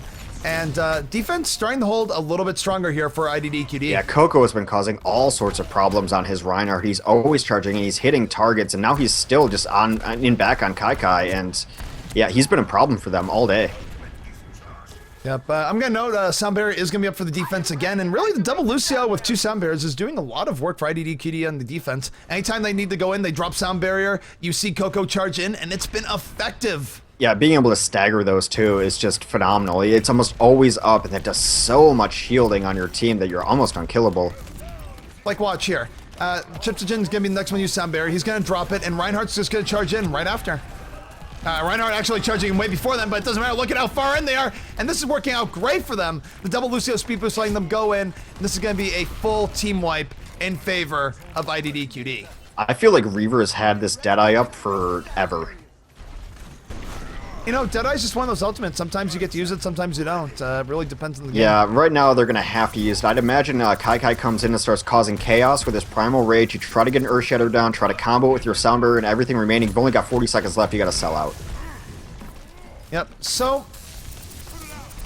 they're going to have to use ults here soon. I gotta imagine probably way out, but look at that. Taimu with the quick 2 picks. He has just handicapped this offensive push coming up from... GoogleMe, and this is just not what they want. This is passive play, really uncharacteristic of GoogleMe. They're letting the fight come to them. They are not taking the fight to them, and it's been this way for about 5 minutes on last year. They have not initiated well. They have not followed up on fights. They've done nothing. They've waited to die in every single one of these fights. It's hard to watch. Yep, so they're going to come in. This is going to be their last chance here. Surefour getting pick on Pluppy. This might be what they need. Defensive Sound Barrier, though, comes down. In goes Coco, charging it again. Transcendence coming out for the attackers. Taimu takes out Surefour. And again, this is trending in favor of the defense. Chipsogen gets out Adam. Here comes a Deadeye from Reaver. There it Reaver is. Picks off 2. Finally. Picks off 3. So Reaver able to turn the fate of his team on single-handedly here. Pluppy with the Death Blossom back. It's not going to be enough. Yeah, but the spawns are going to come out so quickly. They're going to be able to at least delay this. Still, though, GoogleMe has a chance here off the Peacemaker of Reaver. Yeah, Roadhog now in the mix from Kai comes off, and he's hit a hook earlier. Missed that hook, though. Yeah, they are moving in here, and look at Reaver. Reaver's been on a roll this entire time. Another kill. They're 3 down. Reaver's got a High Noon just again. Putting the team on his back right now. Here come the extra tanks, so this still might be enough. Surefour getting a little bit on the action too with the double pick on both Lucios. He took out 2 Lucios He's got a High as Noon one on the Tracer. cart right now, right? Oh, he doesn't even need to. He's just fanning the hammer. Reaver's going insane. Yep, Kai with the hook on Internet Hulk. And just look at this momentum coming out from GoogleMe right now. They can't stop. It's overtime. They need to keep going. Oh, wow. And they got it. They were in that fight so long that ultimates had been used and recharged again. What a great push. And Reaver, who'd had a tough round up to that point, waiting for the optimal time to Deadeye. Man, he just redeemed himself right there. Beautiful play. I think I mentioned it before, but Reaver... He doesn't always go off, but when he goes off, he goes off. And this is what really started the Reaver apocalypse, as it were, because he got this, and then he just kept killing people over and over again. So, great stuff coming off of Reaper, but I'll say this from the IDDQD side, 11 minutes. I mean, you can't get a more beatable time on Hollywood. Yeah, but defense has been holding the day here, so you know, they do have to actually finish the map to be able to win the map. Otherwise, we're going to game 5. And yeah, like you said, Reaver is not really the one who comes to mind immediately when you think of GoogleMe. Of course, you think of Shore4. I think of Adam and his Zenyatta play, a couple of the other plays too. But Reaver, when he has his moments, they are huge moments, and he pretty much just fanned the hammer to victory right there. So, moving on to the next side. Once again, it's going to be GoogleMe fighting for their tournament life, and good for them on finishing out the map, because that at least puts some extra pressure on IDDQD as they try and get through here. Yeah, I mean, it was looking kind of rough there. That was it was kind of, overall, like, they got it to end. That was fine. But overall, it was uncharacteristic of GoogleMe. It looked more passive than I've seen them play. They were more split up than I've seen them play. They looked uncomfortable in that last phase of Hollywood. Which they're going to have to kind of adjust on that, because they're going to be seeing a lot of Hollywood if they're making it to semifinals and finals. It's a favorite of the top teams. Yep. Also, just sort of seeing chat's reaction to some things. Yeah, so Winston, I think they could fix the Winston UI so it's not red, but look at it this way. At least you get a sense of Winston's real rage that's going on when he activates that ultimate. Yeah, be role players, man. Get into the character. Winston is supposed to be really, really mad. Anyways. Yeah, but it is tough for first-person POV on Winston. I agree with chat. Avoid that if you can. Yeah, so looking at IDDQD as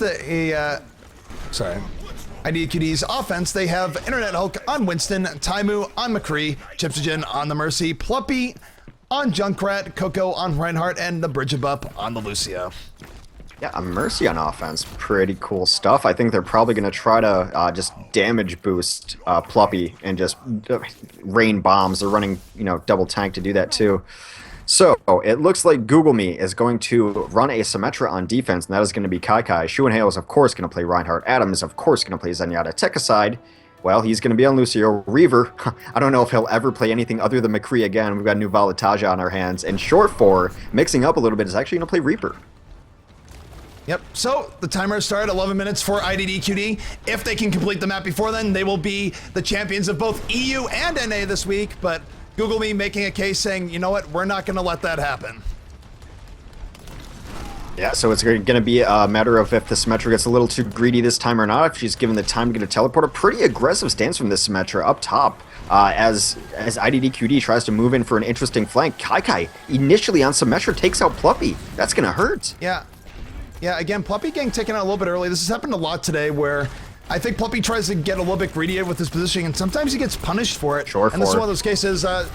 3 kills now for the defense, and IDDQD going to have to back up. This is looking pretty good from GoogleMe thus far. Completely stalled out. That was just really cool positioning from this Symmetra. Generally, you see like snipers and reapers up here. She was hanging out up here and just doing work. Pluppy gets a long-distance spam kill on the Lucio.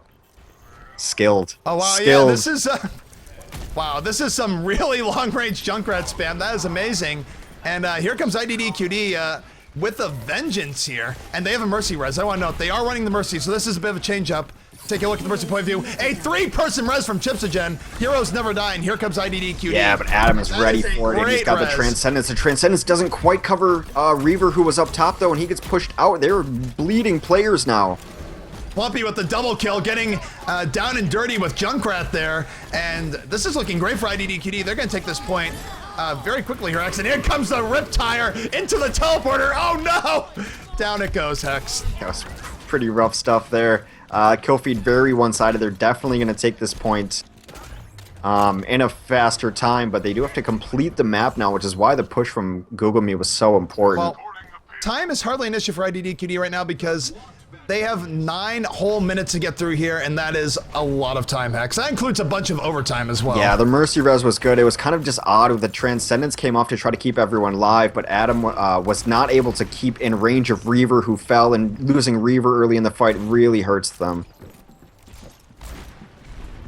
But a couple of good defensive ults up, though. They do have Soundberry, and they do have High Noon, which is the defensive ult you want up. But again, that Mercy Resurrection is up. They could run a very aggressive sack-style play as long as Mercy stays alive. Yeah, I really like the Mercy that they've been running here. I think Mercy has been underrated. Shore4 does take out Internet Hulk, Internet going down pretty quickly here. Sure4 can bust out the Dragon Blade at any point as well, but bear in mind, Chipsogen he's holding on to the res, but he has to be alive to use it. Chipsogen sacrificing himself for the res, and here comes Sure4 with the Dragon Blade. Yeah, but 4 dead on offense, and that's really going to stall out. Taimu actually falls too. The only one living is Internet Hulk, and look at all these defensive ultimates coming online that they didn't have to use. Sure4 actually cleans up Taimu too. Yep, so that's going to be a full wipe in favor of GoogleMe, but IDDQD again, they're working with a lot of time. They don't have to go too quickly here. They can take their time, set up good pushes, and go from there. And ultimate-wise, though, it's really more in favor of the defense right now, Hex. Yeah, it's almost always going to be in favor of the defense because, I mean, the ultimate from Junkrat is just not as impactful, and they did switch off. The Earth Shatter coming down. A little bit back and forth here. Coco and Sure4 picking up a kill each. Offense could potentially take this here, but again, defensive ults a little bit in favor of the defense. Internet Hulk and Kai trading off. And the bridge up and Adam trading off. Meanwhile, Sure4 is still up. He is in the back here, trying to do what he can to assist the defense, but no, he gets punched out by Internet Hulk. So really going back and forth here. Yeah, but the card is mostly clear. Only Kai on it to try to deal down. He's in the middle of four IDDQDs. Here comes the Riptire. Down goes Internet Hulk. And this has really been very back and forth, very brawly. Both teams trading off kills left, right, and center. But the important thing here for...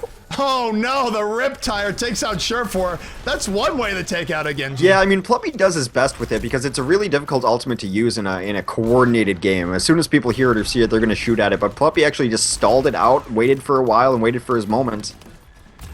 Giving up to the GoogleMe defense, so they've been holding strong here. The Payload really hasn't made much progress. Although, as I say that, in comes Coco. They want to make something happen here. We do see the defensive transcendence coming out. Taimu looking for the Deadeye. Picks off 2. That was a great Deadeye from Taimu. Didn't really care about the transcendence that went down. Reinhardt with the Earth Shatter knocks some people down. Doesn't get Yeah, it's as going to much buy as some he would time, like. though, and they're going to clean up some kills after the fact. That Earth Shatter still does do a little bit of damage, and everyone's a little bit softened up. Pluppy back into the fight, though. This has been crazy. I mean, it's been sort of this consistent brawl where neither team has really gotten an advantage, but in the end, it is a little bit better for the defense because the Payload is not moving that much. Sure4 with the Dragon Blade. How ham is he going to go here? Not quite that ham. Yeah, Adam actually redeeming himself a little bit with a couple kills because, again, his Transcendence was a little bit off. No one stayed in it. It's not necessarily his fault. His teammates kind of abandoned him when his Transcendence came out, but he did not get the healing he wanted on that Transcendence. Redeems himself by killing a couple of people with some long-range orbs. I'll tell you what, Sure4 was able to take out Pluppy right now, so that is a nice pick coming out from Sure4. And again, the defense of GoogleMe holding strong. IDDQD got through the first point pretty quickly, but they have been pretty stymied here, and this is not what they've wanted. Yeah, I mean, GoogleMe is absolutely fine to just keep trading and keep brawling. That means the card's not making any significant progress, and they'll trade all day. Their defender's advantage is real right here. The spawn is so quick for the defenders and pretty far away from the offense, which is why the second stage of Hollywood can be brutal. I'll tell you what, Hex, look at this. Look at all the ults that are down. Soundbear's gonna come down. There's more offensive ults to come, but Pluppy just got taken out by Sure4. Again, he sort of has this thing where Pluppy gets taken out early in the offensive pushes, and it hurts the pushes of IDDQD. Yeah, Adam now has Transcendence. He's trying to get in there. He gets knocked back by Primal Rage. He's trying to get to his team and do some support. Yep, Internet Hulk not with any Primal Rage anytime soon after that. Once again, both teams trading off kills, and GoogleMe looking strong, and now, even though there's a lot of time left on the clock for IDDQD for the full map, they still have to get to the checkpoint in 1:45 or it's all for naught. Yeah, I mean, there's some time, but they just switched off heroes too. They had a full Sound Barrier charged up, and they switched off the charged Lucio. An interesting decision there, to say the least. To see Pluppy now with the extra spam. Could see a Riptire soon. Both teams positioning yet again, and here comes a Dragon Blade out from Sure4. Coco, though, getting kill on Reaver. Taimu on tech the side, and this could be exactly what... Oh, no. Fire in the hole indeed. Pluppy just taken out by his own Riptire. Yeah, Pluppy's gonna pull up Internet Hulk and Chipsogen and Taimu, though, representing 3 on the card. Taimu with a couple really good kills takes out Adam and Kai. This might be the break they were looking for if they can reinforce this fast enough, but defense is going to be able to reinforce very quickly as the spawn is just on the other side of this door. They just need to get to the next checkpoint to at least buy them the last bit of time they will get on this map. They don't want to get stalled out before the checkpoint. Yeah, conversely, if GoogleMe is able to stop them. Reaver coming in off the flank. Can he pick off the Reaper as well? No, he cannot. Pluppy able to hold that down. Pluppy now on the Reaper, trying to make stuff happen. A little bit of change-ups from the IDDQD side. Surefour, though, again, doing work. Surefour just really not dying a lot of the time this match. And he's been getting pickoffs left, right, and center. Yeah, defensive sound barrier goes down and then answered by the offensive sound barrier much later. Yeah, Baron and Hulk is able to take out Adam. Pluppy takes out Kai. Reaver, though, still doing work. Sort of the pain in IDDQD's side, and only 15 seconds remain now. They need to trigger overtime and go, but I'm not sure they can do that. Yeah, not really the power classes you want up now. It's only Chipsogen and Pluppy. Pluppy goes down 2-2 Reaver. Yet again, Reaver's taking over Hollywood. It is kind of Jesse McCree's map, so it is, you know, apt, if you will. And that's going to be it. We are going to a final decisive Game 5 as GoogleMe evens up the series 2-2. And Hex, I don't think us or all the people watching would have it any other way. No, it has to go to Game 5. It definitely, if it goes to Game 5, King of the Hill will be the happiest kid in the candy store, but this has been an amazing set. I mean, I could not have predicted how these maps are going to go. They've gone exactly opposite of how they generally go. The meta has been evolving. We've seen a lot of Junkrats. We saw Mercy play. It's had everything. This has been a great Grand Finals, and I'm glad everyone is here to watch it with us. Yep, so GoogleMe not letting North America go down with that fight. IDDQD coming over as a new team, trying to steal the NA championship, and they're running into some very stiff competition, Hex. 90% of the map, Adam was on fire. My goodness. Yeah, I mean, this is NA's great hope. GoogleMe, they've kind of come up. They rose out of nowhere. They won One Hit Club 1 week. They took Envious to the brink last week in our NA Cup. They won One Hit Club last night, and they're taking IDDQ at least to the brink on this one. They could win it, and they're definitely the most interesting team to watch in NA right now. I'm not going to say they're the best team, but they're up there, and they're really fun to watch. Absolutely. So we'll be getting the map draft for the final map in short order. I mean, this is the point where I almost wonder, do the players need a break? Do the casters need a break? The casters don't get a break, but man. No, we don't get a vote. We don't get a break. I'm ready to go if they're ready to go. Yeah, I mean, even from a caster point of view, there's so much adrenaline for this matchup, and I just can't wait to see what the final map brings us. We got the draft link. We do.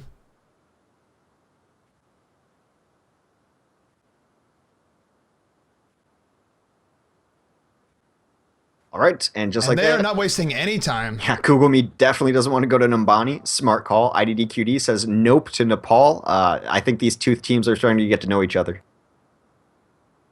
Just a little bit. No Numbani, no Nepal.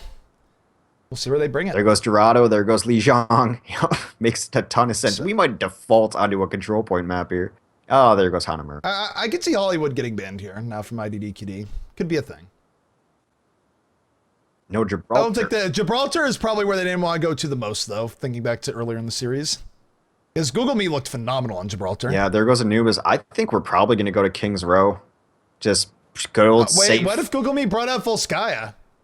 What if the Ultimate Grand Finals ended on Volskaya Industries? This is the team that it wouldn't surprise me to do it on. You know, they're kind of the most innovative team. They're the North American Rebels Radicals. They run weird stuff. They're thinking about it, Hex. I know. They right now. Aww. It's all right, though. This is kind of, makes sense. It makes sense. It definitely makes sense, but man, I was feeling the dream for a second there. If there's one team that would do it, it just feels like GoogleMe would. They're kind of the upstarts out of nowhere. They run crazy stuff. They play aggressively. They maybe take it to control point maps. Maybe that's something they add to their arsenal. But for now, we're going to Game 5 of the GGNA Weekly, and we are going to King's Row.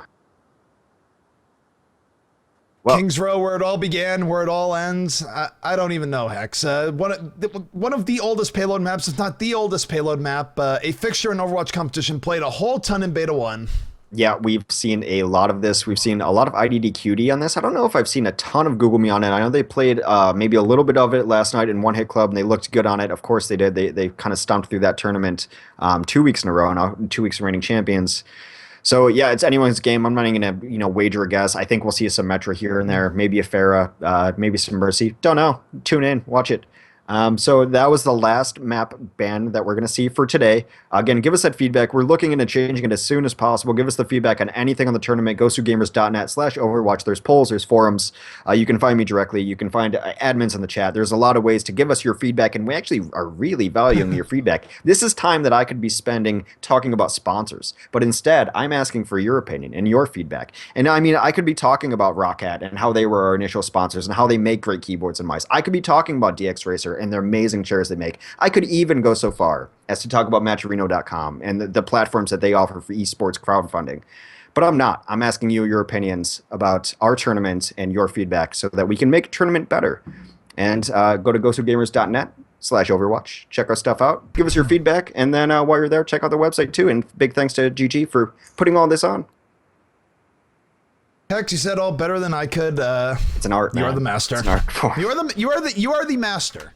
I'm trying. I enjoy it. It amuses me, and hopefully it amuses other people. Because we have to thank our sponsors, and it is heartfelt. But saying the same thing a bunch of times the same way, it can get a little tiresome. Try to switch it up for y'all. So Internet Hulk is back. They are ready, and we're gonna be getting into map number 5, the final map of the grand finals. This is it. Both teams fighting for glory, and the GosuGamers Overwatch Weekly North America is about to begin. Yeah, I mean, I don't know, man. I'm just so happy when things work out exactly how I want them. I wanted these two teams to play together. I wanted to see some Hollywood. I wanted a good best-of-5 set, and it's just been everything today. I love IDDQD. They're a cool team. Like, we were able to talk to them last night. Talking to Internet Hawk was fun as hell. Watching GoogleMe come up, like, out of nothing. We didn't know anything about them before last week when we watched them in One Hit Club, casted them.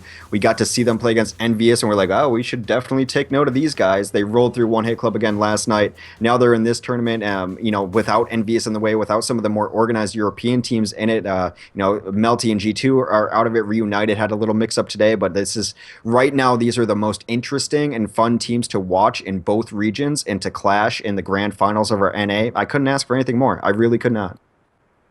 Yeah, and really GoogleMe making a good comeback here. I mean, things were looking a little bit grim for them with how things started, but they were able to pull it back, and now they are one map away from taking the North American finals. Yeah, and it comes down to Kings Row. This is where it all started. This is where it ends. I mean, I think this is the first map we ever casted together, maybe even a test cast. So it is fitting that this is our grand finals map, and I think we're going to see some weird stuff. It's not going to be weird to the level of 6 Hanzos, but we are probably going to see a Hanzo, and we're probably going to see an offensive Widow too, because that's just how GoogleMe rolls. Take a look at defense coming out from IDDQD. We got Coco on the Reinhardt, Plumpy on the Reaper, Nabridgebup on Lucio, Taimu on McCree, Internet Hulk on Symmetra, and Chipsogen on the Torbjorn. Wow, they do really love stacking that Torbjorn on there too. Generally, you see a Symmetra, and Internet Hulk will always play Symmetra. But yeah, as stacking the Torbjorn. Speaking of stacking, right now the offense looks like 4 Winstons and 2 Lucios. Whoa, 4 Winstons, 2 Lucios. This is not 2-2-2. This is 4-2. I don't even know, but it's happening. 4 Winston Dream. Take a look at this right here as they all come in. Oh my god. I have nothing to say about this, but they are actually kind of dying a little bit here and there. Kai got a couple kills. Taimu cleaning up. Someone call PETA because 4 gorillas just got slaughtered. Taimu Plumpy and Taimu. Yeah. Plumpy and Taimu not scared at all of the 4 Winston opening, and I admire the attempt, but it just did not work out for them. Yeah, a little mini game, a big game hunter right there as McCree and Reaper just went to town. And there goes the composition. And now we see the interesting composition that they were running. We see double sniper. Kakai is going to go into Hanzo, and Short 4 is going to be on Widowmaker. I love all the different switch-ups and looks they give there. I mean, first you get the 4 Winstons, I have the switch of the double snipers. 2 very different compositions that the defense has to react to. But they're reacting very, very well here. Plumpy with a quick takedown, and he takes down even more. So Plumpy getting in deep, although he does get thrown into the back at the end, but still doesn't go down. Wow. Yeah, that's a full wipe, and they're just kind of going to retreat and fall back. They've got the gun up. Everyone's getting armored up. See, this is what I was talking about earlier. I wonder what Coco's health pool is at. He's got shields and he's got armor. He's got to be almost unkillable as Reinhardt. Yeah, meanwhile, Plumpy does have the Death Blossom up, so he can really make something happen with this, Hex. Kaika, though, quick pick on the bridge up. There's 1 Lucio down, and Plumpy finds himself in a little bit of trouble, has to run back. Yeah, the teleporter is up and it's sitting firmly behind the turret. If they really want to get to the telly, they're going to have to generally commit to it. I think that they're going to have to come off this composition a little bit if they don't get any pressure in the next couple rounds. It's just not the composition you want for turret killing. Hanzo can be okay with it. Widow can be okay with it. Tracer can be okay with it, but I'd prefer something a little more stout, maybe a Pharah, maybe a Junkrat, something that's going to deal with this turret directly. Look at all the defensive ults are up right now. I really think GoogleMe now is going to have to get wiped at least 1 or 2 rounds just to drain IDDQD of all their defensive ults, because this is going to be so hard to get through. They have basically every ult up, if you count the fact that Symmetra does have an active teleport. They are starting to switch up a little bit, though. The Hanzo is switched to a Roadhog. He looks for the hook immediately. Offensive Transcendence comes in, but it's a little slow. They're not speed bursting in. They're kind of taking this very slow. That Transcendence is going to wear off almost immediately. The Earth Shatter is what forces it out. The Sound Barrier does come down. Here comes the offense. Adam does take out the turret. But here comes the defense of IDDQD. Pluppy able to take out Kai, and I gotta think there's gonna be a Death Blossom coming out any second now. They did prioritize getting back there and taking out the teleporter, but at what cost? At what cost? Almost all of their ultimates, I believe. That is the correct answer. Without draining the Death Blossom from Pluppy, so... I mean, they did get some of the defensive ults up, or down, at the very least. We did sort of call this, but was it enough? Actually, I mean, I liked kind of the slowish push they used on Transcendence, so they could use faster, but they followed it up with Sound Barrier. I liked the effort there. It was interesting. They ended up actually focusing down all the machinery and getting on the back line. Kai actually takes out Pluppy early. That might open a window for them to aggress. Yeah, Kai with the Roadhog, he loves bringing that out as a switch up. It has worked out well for him, and take a look at this. We have Surefour as Tracer in the back now. So the switch ups, the different looks coming out from GoogleMe are real. They're switching up, doing anything they can to break through this. Lots of... deaths back and forth here, and the teleporter's down though, so this might be what they need to crack this point. Yeah, it was their window. They actually, going to the back line to take out the teleporter also caused a bunch of distraction. They've got a window now where Pluppy is dead, Chipsogen's dead, so they are going to transcend. I think they're going to get it here. Yeah, but IDDQD did not make it easy for them. That took a lot of time, and after the cap here, there's going to be 4 minutes and 14 seconds left on the timer. Yeah, so now the alts are in a kind of a different situation. Support alt is up for GoogleMe. Surefour, of course, has his Pulse Bomb, which can be game-changing. Reaver, again, with his High Noon, but the defensive Sound Barrier is up too, so the next big collision we will likely see dueling Sound Barriers. Pluppy's got a Death Blossom too, so be on the lookout for a speed-boosted Sound Barrier Death Blossom mayhem. Take a look at this, by the way. Surefour is very deep in enemy territory, looking for the Pulse Bomb, looking for the pickoff, because if he does get the pickoff, it's really, really big. It helps the offense push that much better, and he might get it here. Look at this. He's taking the subway. Yeah, it's a good way to get your transportation needs. Pulse Bomb goes down, and he gets time move. That's one of the biggest defenders for IDDQD. Yeah, and it forces out the defensive Sound Barrier, which then triggers the offensive Sound Barrier. We're just going to melee out in the middle here. Shuanao comes in. He got the other Lucio with that charge. I'm not sure how, but he did it. Meanwhile, though, Pluppy in the back with the Death Blossom, getting some value. Both teams suffering heavy losses here.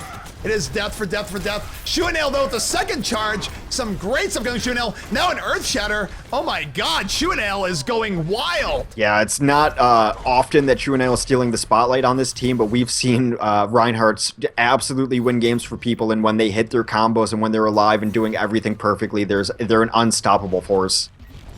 Yeah, and while it took them all to get through the first point, really, GoogleMe flying to the second point, and the nice stick coming from Surefour takes out Taimu again. That is phenomenal. I think we know who Surefour's targeting with this Pulse Bomb. Taimu, the victim twice now. Yeah, absolutely. Again, a little bit of fighting back and forth here, though. It's really favoring GoogleMe on top of the point. They're going to get this here in a moment. 4:31 is the time. And they made up for a lot going through the second part of King's Row. Yeah, they flew through those streets. Those streets used to be one of the toughest parts, but it seems like teams have adjusted to this map, and they just don't seem to give the trouble anymore. Kind of sans Pharah, sans Mercy meta.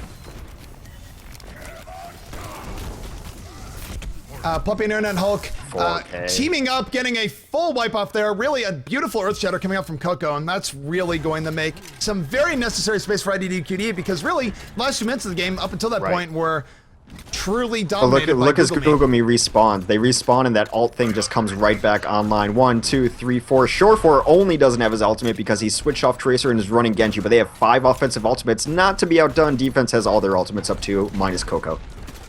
You know what that means, Hex? That means we are in for some fireworks. Sound Barrier is down. Offensive Transcendence is down. All the ults are about to go off. It is absolute pandemonium.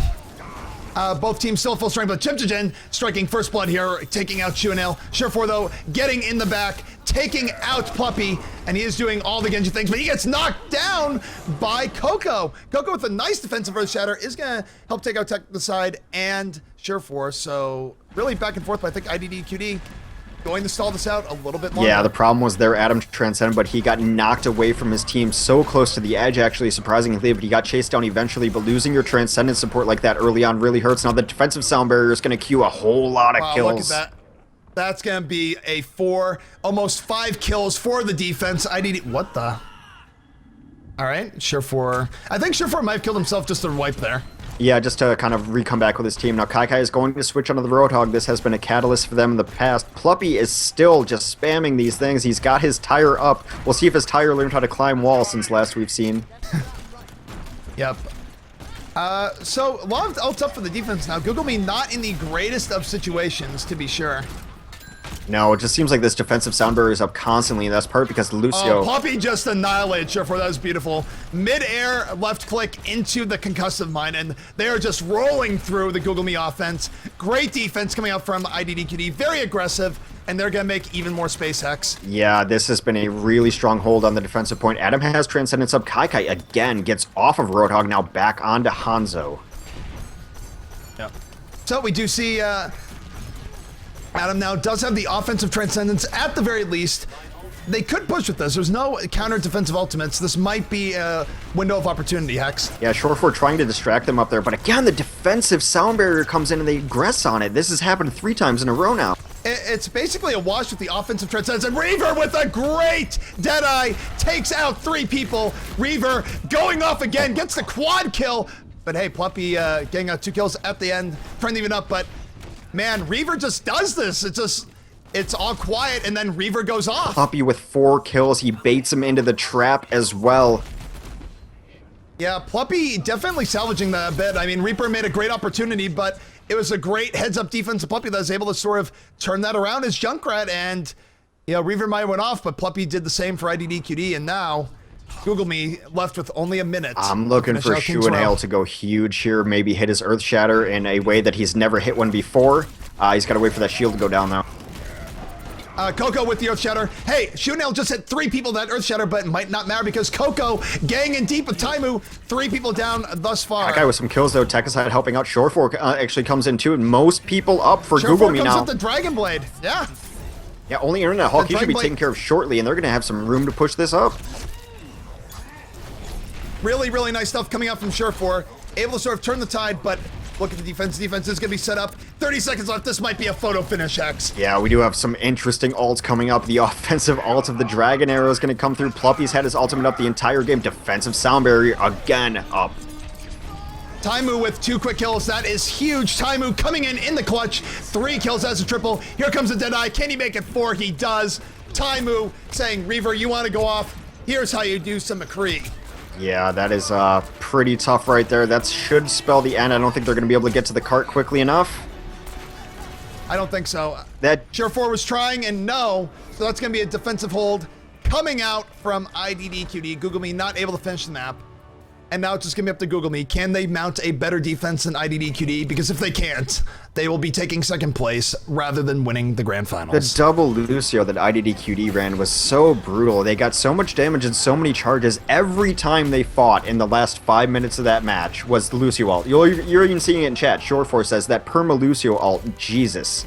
Yeah, they constantly had defensive sound barrier. They used it offensively. They would boost in, had sound barrier, push them all the way back to spawn, and then do it again 20 seconds later from the other Lucio. It was brutal. Look at that card, by the way, from Coco. 21,033 damage blocked. Yeah, that's a lot of damage blocked, Tex. Yeah, that's more damage than I do in 5 games. Just outing yourself like that, aren't you? Well, I mean, it's not true. Clearly, I'm just being humble. It's pretty true. So that is a really good first half from IDDQD, stopping it from even getting to the finish. I believe we have timers up for the other ones. I have numbers jotted down here and there. But they're gonna have to capture second in a faster time or push it all the way to the end. IDDQD has 2 win conditions going into this last map. GoogleMe has to defend for their life and for the championship. We are in Game 5, the GosuGamers NA. It all comes down to this between GoogleMe and IDDQD. GoogleMe representing North American servers here in IDDQD, of course, from the European region, playing across the pond in our tournament. It has been a great set, and regardless of what happens, it should be a fabulous finale. Yep, look at the defense now coming out from GoogleMe. And GoogleMe, ideally for them, I think they want to hold at first point. That is their best chance of winning that. Just stop IDDQD at the first point, but that is easier said than done. However, the roster they will be coming out with here, they have Symmetra, or Kai on the Symmetra, Reaver on the McCree, Technicide on Lucio, Adam on the Zenyatta, Shunel on the Reinhardt, and Surefour. What else would he be on but Genji in such a pivotal moment? I'm not going to worry about offense right now. If this were GoogleMe, I would consider that, hey, maybe they're running 3 Hanzos. I don't think that's going to be the case from IDDQD. I think they might maybe but shoot what if some they scatter. go for the scatter arrows? They might. You really lose nothing by you lose about 10 seconds, and considering their win conditions, that's not the worst thing in the world. Here it comes, 6 Hanzos. Well, the question is, what if they get kills on this? The question is, dude, is there a Mercy on the other end? Because if so, then she will die. If not, then this will do nothing. But what about Zenyatta? There's still a Zenyatta. This will do nothing. I have faith. All right. Let's go, Hanzo. 6 Hanzos. Scatter arrows. Here they come. I shouldn't have had faith. No, yeah, your faith is, shown to be foolish, as always. But we do have double Winston now, and Chipsogen is going to be playing Zenyatta. Pluppy is staying on Roadhog, and Gurbup is going to be on Lucio, and Taimu is going to be on McCree. So really just double Winstons are going to double with the Initiate, and then we're going to see Pluppy spamming from the background. Huge initiation already. Yeah, the Winston's getting right in there. Surefour, though, in the back, already able to take out in the bridge above. So defense firing some shots back, and Surefour doing work again. Gets the triple kill, takes out Chipsogen. They have to get through Surefour if they want to stand a chance. Yeah, and we mentioned earlier the power of running Symmetra is you get to lock down this room. 2 people tried to flank them. McCree tried to get through there, as did Chipsogen, and they both got absolutely shut down by the Symmetra turrets and had to retreat. Otherwise, they're in reinforcing the backside of that fight, and it maybe goes differently.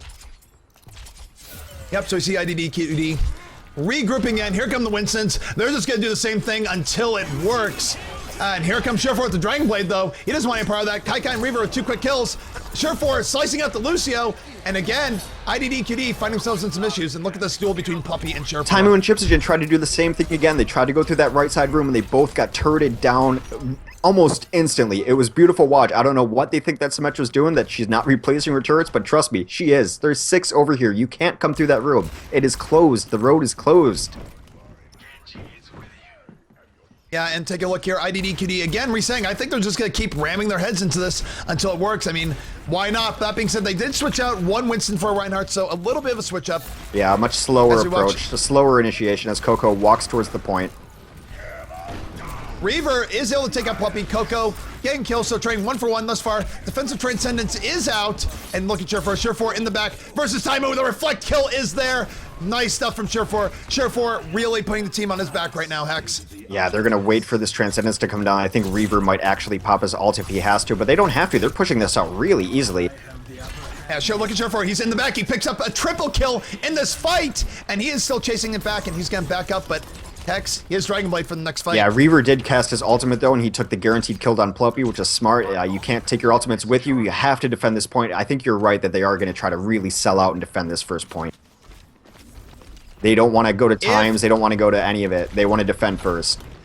If GoogleMe can defend this point, they will win map number 5 and win the final. So they're 2.5 minutes away from that. They just need to keep pulling. Adam takes out in the bridge above. That's a huge pick. That is no sound barrier coming in offensively, which is what they really struggled with last game. The Symmetra turrets are back in place. Her teleporter should be up any second if it's not already. It is already up, but Pluppy is in the background trying to do a little spam, distract, and maybe take out Adam. Yeah, I think they've seen what Surefour is doing, and they're thinking, okay, we put Pluppy on Genji, maybe that'll work. But Surefour takes out Pluppy. And Taimu got the high noon on Surefour. I don't know what happened, but that could be the signal to go. They're going to have to drop a defensive sound barrier any moment. There it is. The defense trying to hang on. They do not want to lose this first point. Yeah, defensive sound barrier, defensive transcendence, but it doesn't matter. IDDQD is pushing through it. Offensive transcendence is out. Offensive sound barrier is out. Offensive IDDQD now looking strong. There we go. Wipe out the defense of GoogleMe, and we're going to the payload phase, Hex. Yeah, Adam did end up kind of taking up Pluppy there. Actually, wait, hold on a second. They're coming back in. Shu and Hale is not done with this yet. They're not done yet. They are not giving up, despite what looked like a very dominant position. Kai trying to get back in, but... That is going to be it, though. But a pretty decent stall. It didn't really cost them anything. They still have some Metro turrets up, so they knew that they could retreat behind them. So they're not in a bad position defensively to even roll through these streets now. Yep, so Pluppy, the change to Pluppy on Genji definitely doing some work there. Was able to make enough of a distraction to get in, because even though he died to Surefour's attention was focused on Pluppy for a really long time there. Yeah, it was a good distraction. Kai back on the Hanzo. Defensive Hanzo, pretty good for these streets, I'd say. Able to spam angle, spam doors, scatter shot, really causing mayhem. And Shuanail, Fire Strike, taking out Pluppy. That is quite the Fire Strike. Take a look at Kai here. Kai putting some damage into the shields. Taimu takes out Reaver. Back and forth fights, but the payload is moving, so this is still a little bit in favor of IDDQD. Yeah, it might be blasphemous to everyone, but Pluppy's had a pretty rough day. He's had some very high points and some very low. Yeah, that's a fairer way to say it, I suppose. So take a look. We do have the Hanzo spam. I don't know if the Hanzo's really getting that much value. Here comes the offensive sound bearer. IDDQD going in like crazy. Pluppy with the Dragon Blade pushing GoogleMe back. GoogleMe needs to stop them here, because I think if it gets capped now, it's going to be GG for IDDQD. Yeah, I think so. I'm not entirely certain of the times, but it's got to be very close. They're going in. Are they going to get there? So close to getting this Capex. Literally, they're fighting for their tournament life. Coco has Earthshaker. Earthshaker comes down. That is 4 kills for IDDQD. Can they push it? Are they going to get Hanzo, it? Hanzo, the last one remaining. Hanzo. Oh my God, he just killed him. Hanzo with a 3K to save the point. He absolutely saved the point. IDDQD would have won there if not for that Hanzo. I think now they have to take it to last. I think so, because of what is it, 622? Yes, it was. No, they need the. Now they have to take it to last. Yeah. Okay, so GoogleMe has the better time for the last checkpoint. All came down to Kai with the incredibly clutch play versus Reinhardt. the Hanzo carry killed Wow. 3 at the end, solo to Reinhardt's. Amazing play out of Kai's Hanzo. And then here comes Coco. Coco with the kill on Reaper, but Surefour in the back. Both teams running out, but it's looking like now IDDQD going to get through here. Maybe. Here comes the Transcendence. Again, really, GoogleMe not giving up anything easily here. Internet Hope, though, is going to get the 2 kills. And despite the valiant efforts of They might GoogleMe. regret that last Transcendence, but I think it was okay. They could kind of afford it. They do have 2 other ultimates up. Neither are supports, though. If Tekaside is close in his ultimate, it's okay, but the last Transcendence was a little iffy. So the victory conditions are set now. For IDDQD to win the grand finals, they need to bring the payload to completion. For GoogleMe to win, they need to hold it. Yeah, Kai with another kill on Taimu. That's really going to slow down the offensive aggression. So much damage taken off the board when Taimu's dead. A lot of ultimates up for both sides, 3 on each side. The support ultimates are up from Lucio's on both sides, so we're going to drop the beat momentarily. Yep, take a look. Taimu as this goes on. Beats will be dropped. There are no Reapers, but that is a dragon, and he takes out Lucio the dragon. What a well-aimed dragon strike coming out from Kai, and that's really going to put a damper on the IDDQD push. Yeah, it does take down. Adam does die really early in that fight, though, to Hulk. Coco threads the needle with the Earthshower, knocks down a whole bunch of people. both Here comes supports. IDDQD off the hammer of Coco. Internet Hulk going in real deep, picking off 2 kills. Riptire's out. Riptire's going to blow up Hanzo. Both And here it supports died comes. early in that fight. That's fine. I mean, they're going to try to stall this out, but it is not looking good for GoogleMe. No, it is now. GoogleMe is literally fighting for the tournament life. Taimu with the double kill. Is it going to happen? Is IDDQD going to take it? Here comes Surefour. Surefour brought the Dragon Blade, but it's not enough. And IDDQD takes it in a very close 5 games. And Hex. Wow. I mean, that Hanzo hold, though. The Hanzo hold, even though it didn't work out for GoogleMe in the end, that was incredibly just wow. These were fantastic games. It was everything we hoped for. I can't even really tell you, and I mean, the rankings will say that IDDQD is a better team than GoogleMe. You can't, honestly, you could make a case that GoogleMe is a better team, even though they lost. It is so close between these two teams. I hope this is the beginning of a cross-region rivalry that we see play out for a long time. I hope these are some of the rosters that maybe do finalize and get locked in. We don't see mix-ups. I would love to see these two teams play against each other. Right now, I'd watch them play another set right now, honestly. I would love to see these teams go on and play against each other. A great set. Congratulations to IDDQD. Congratulations to GoogleMe. Everyone comes out a winner in my book, but IDDQD will be crowned officially the winner of GG NA Weekly. Great stuff coming up from IDDQD. They were able to come to the North American servers and defeat all comers, winning both the EU Cup and the NA Cup. So well met to IDDQD, proving that they are one of the best, if not the best team in Overwatch. Yeah, that's what we asked Internet Hulk yesterday. Are you the best team in Overwatch? You know, with other team rosters kind of in flux and moving around, and who's to say that IDDQD's roster isn't in flux, but it seems like they've had mostly it set, and they're adding, maybe adding Pluppy into the mix. Pluppy, again, we had an up and down day, but mostly up. You still want him on your roster, of course. IDDQD, probably the best team in Overwatch right now. They have the results to prove it, the results to back it up, but GoogleMe, they've shown that they can stick with Envious, who we think is the best in NA and was the best in the entire seed. They can definitely hang with IDDQD. Played amazingly. Yeah. So GoogleMe, definitely top team. IDDQD, congratulations. I want to see them play tournaments against each other until the end of time. Just phenomenal play.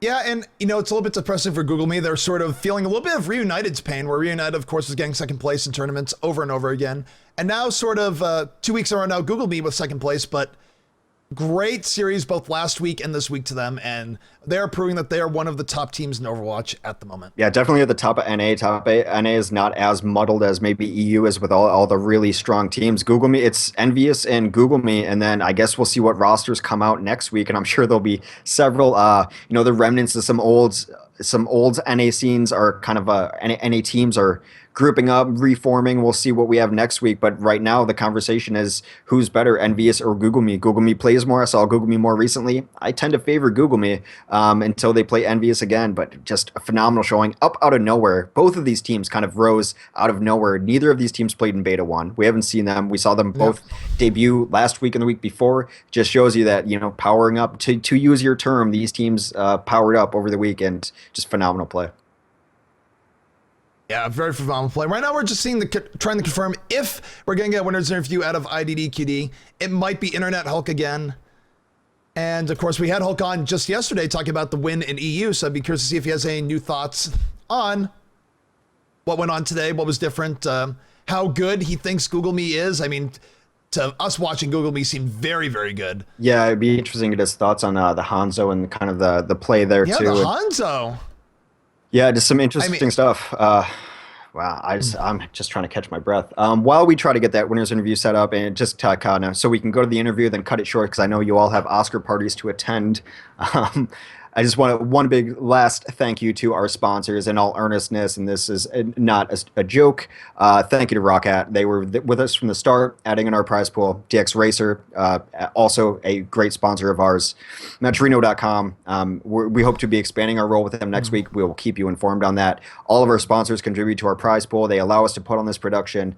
They furnish the prize pool, and everything that you see here is partially because of them, also because of our administration staff and our coverage staff over at GosuGamers.net. Again, if you guys have anything you want to see or complain about, or that you really like, we also accept positive messages. Surprisingly enough, you can find our admins in the chat. They're all over the place. I'm sure you know them. They do great work. Thank you to them. So thank you to everyone. Our sponsors: DX Racer, Metrino.com, Roccat, all our administration, GosuGamers.net. So just thank you to everyone for that. Thank you all for tuning in. I hope you had as much fun as I did. I don't know if it's possible, but if you had half as much fun as I did, you had a blast. So, that being said, we're going to be taking a quick break. We're going to be getting Coco of IDDQD on the line. Here are his thoughts about what IDDQD did both yesterday and today.